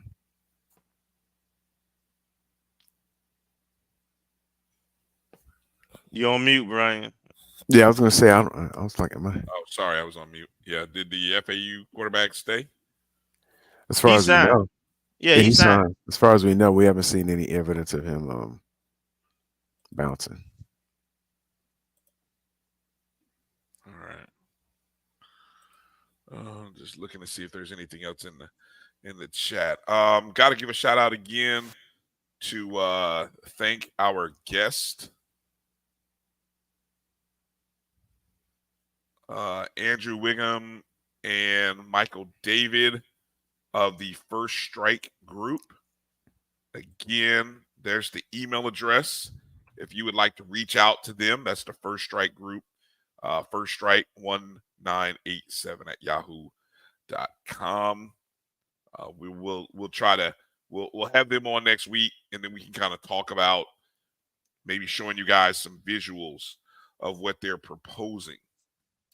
Also, thank Coach Nikki for coming on, talking about the upcoming season. You guys make sure to check out that link. Again, I'm going to post it one more time. And while you posting that, let me just say I remember a question earlier when OSHA B was on, where I believe someone asked, didn't they change the rules back? First of all, they never changed in the rules. What the Board of Governors did was put out a memo that stated what they preferred in terms of using auxiliary dollars in athletics. And during that 2-year period of time, they found out what I've been saying, what we've been saying the whole time. All the universities use auxiliary dollars to cover athletic expenses. So therefore, they did come back and rescind that memo back in, I think it was May of 2023, so that universities do have the flexibility to use auxiliary dollars for covering athletic expenses after with any surplus. So yes. Alrighty. Just kind of looking here. Got to thank everybody on YouTube, on Facebook, and on Instagram. Appreciate you watching and being a part of the show. Thank you, everybody in the chats. I don't think Doc had to snipe anybody. I don't think she knocked anyone out of the chat. Although I don't know, because I haven't seen certain people in a while, so maybe they either logged off or maybe she did block them. I get text messages the next day. Why'd I get blocked? I'll be like, man, look, because you must have said something. I did see Doc say, "Don't invite them back no more." I think that was for your man that came on. Well, she wasn't really feeling what he was talking about. Yeah, look, that's all right. Oh, wait a minute. So she did snipe. She did send some people to the timeout corner. I knew it had got quiet in the chat room, man. I know there were some folks there, and then all of a sudden, it's like it got quiet, man. I told you, Doc, you gotta chill. You gotta let people. I don't know. but whatever. You're doing a great job. You're doing a great job, Doc. I appreciate you. Don't listen to me. Don't listen to me. Keep doing your thing, Doc. I love you. Appreciate you for even volunteering to do that. Appreciate you. All right, Rattler Nation, please go support the tennis program with that fundraising link. Make sure you email the First Strike group. We've got to get a track one out too. He did send the QR code. Yeah, he sent it to me. I sent it. I resent it to you. And again, I'm gonna say this now because it's at this time of the night. I am bothered by the fact that our coaches have to do what our department should be doing. I honestly was not expecting Coach to say she's fundraising so that we can create and get a streaming system online for the games to be streamed. My God, what are we doing? If that's not an infrastructure issue, I mean, hell, and really what we're talking about is going out and getting the software probably that high schools across the country use. You see it advertised on Instagram. It's probably the Go Fan or the Go Huddle cameras that are mounted several feet up in the air, and that'll scan from one game to the next. Or maybe they'll be situated at each court. But whatever it is, I don't feel like our coaches should be doing that. Our coaches shouldn't be out fundraising to put cameras up at the courts and at the softball field and the baseball field. I mean, I guess if that's what it takes, okay. I applaud them for doing what they have to do for their programs, and I do too. And so the president and the AD, y'all do what y'all have to do too. Man, so let's support. We got it. Look, I love the fact that it's like let's make it happen. I think that's what I'm getting. That's what I'm seeing now, Kelvin. Our coaches are taking it upon themselves now. Now I don't know what that says. Now they're seasoned veterans. Now the coaches we talking about, think about it. They've got multiple years coaching in the coaching profession within the HBCU landscape, and two of them specifically at FAM, and then one just at several HBCUs. So, people who want to win, champions, they do what they got to do. They shouldn't have to do it, but they do what they have to do. All right. I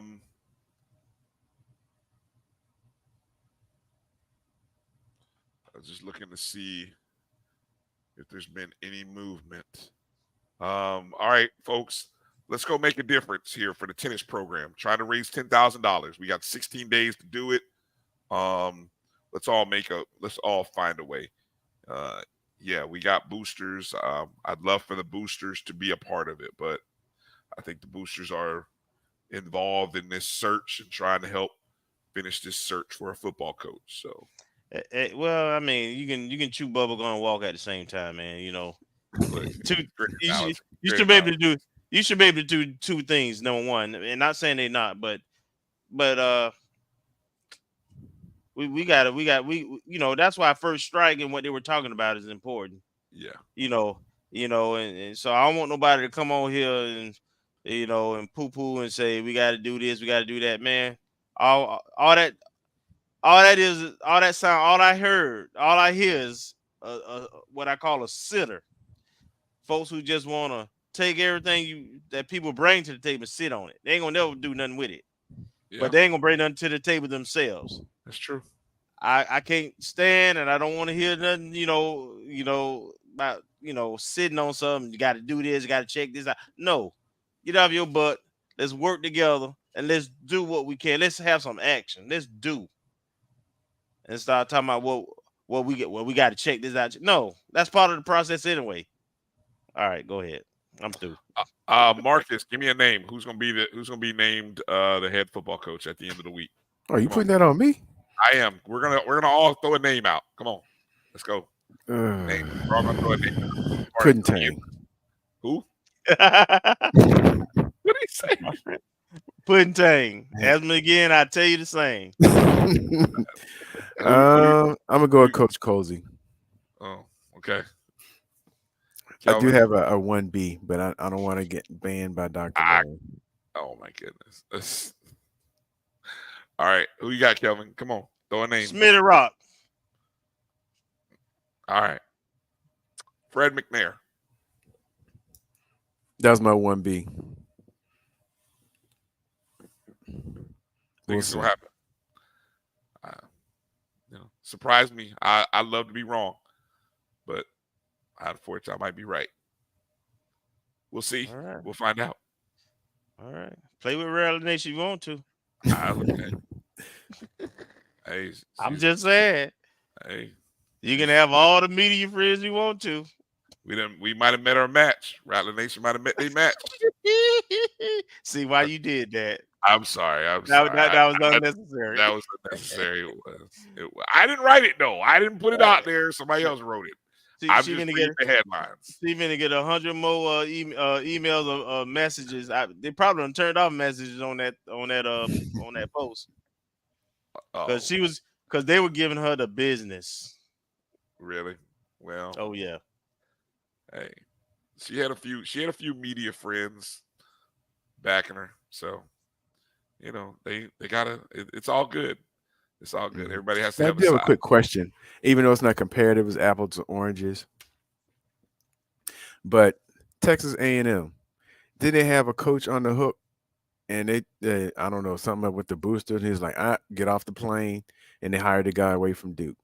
And we don't know if we have enough people in Texas A&M, but did it blow up as much as our story?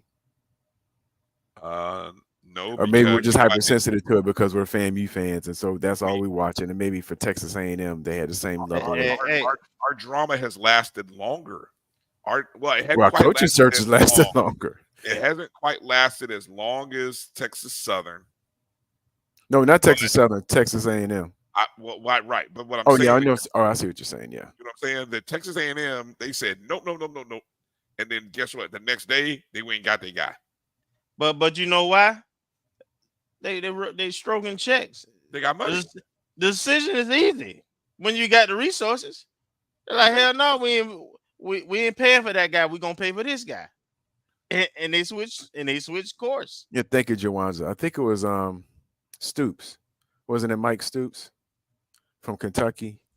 He was on the hook to be Texas A&M's next coach, and they said stop the plane, leave it on the tarmac and go get the guy from Duke. Yeah. And they already, they got to cut Jimbo at $70 million check over some time because they said you're not earning your keep, so we're just gonna pay you to go away. Yeah, I think it's like 40 million over the next 3 years or 5 years or something like that. Yeah. Florida State just got through in January, made their last payment to Willie Taggart. Believe it or not. Really?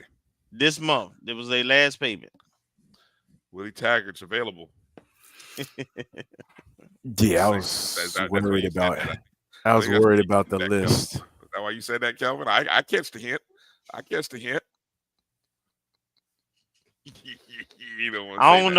don't know nothing. Nothing. Yeah, okay. Now I got to go back and look at my research on Willie Taggart. Yeah, Tony Mathers. That question is that's been in the back of my mind too. Like, if you have a lot of folks angling for the same job, and if one of them gets it and the others don't, how much? Are they gonna stay around? What do you mean? If a current coach from last year's team, basically, if one of the in-house, I got if one of the in-house coaches gets it, but 3 or 4 people applied for it, are the other coaches still gonna stay? I think there's a relationship there. I think everybody want to run it back. There's no guarantees, of course not. Mm-hmm. But this late in the coaching cycle, I think the fact that all four of them, I think some of that was strategic, that the four of them actually put their name in the hat, knowing that they had an opportunity to make the final list. That's what you do. You kind of flood the applicant pool. So that strategy wise, that was smart too. But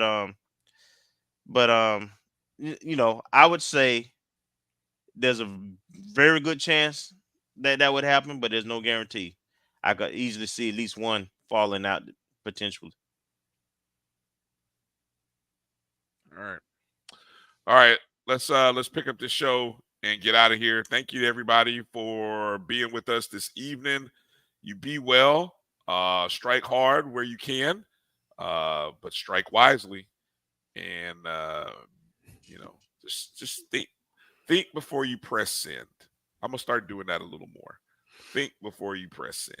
It's not a bad policy. You can always on Twitter. You can hit cancel and it'll save it in your drafts. Look at you, Marcus. It'll you got a lot of stuff in your drafts, Marcus. I bet you got a lot of stuff out there. There's a couple. All right. Make sure to hit the like button, hit the thumbs up button on the way out the door, everybody. Appreciate you guys. Check out the BCSN Pod Zone podcast version of this show. You can all do us a solid. Share the show, please. Whether you're on Facebook, whether you're on Twitter, whether you're on YouTube, share the show with your network and your friends. Instagram. Tell a Rattler who might have missed us. And there we go. What did you say, Marcus? What did I miss? Oh, no, Instagram. Oh, yeah. Thank you. Yeah. Instagram. Shout out to the Instagram people as well. Following us on Instagram, watching the show on Instagram. The conversation will continue. If we get some new breaking news, we'll find a way to talk about it. I don't know if it'll be live, but we'll find a way. All right. For Marcus and Kelvin, thanks to all our guests for joining us today. And we'll see you guys next Wednesday. Have a great week and a great weekend. Get to Tallahassee. Support our men and women's team playing Alcorn State on Saturday. And if not, go download the Rattler Plus and watch them. Peace out, Rattler Nation. Things up.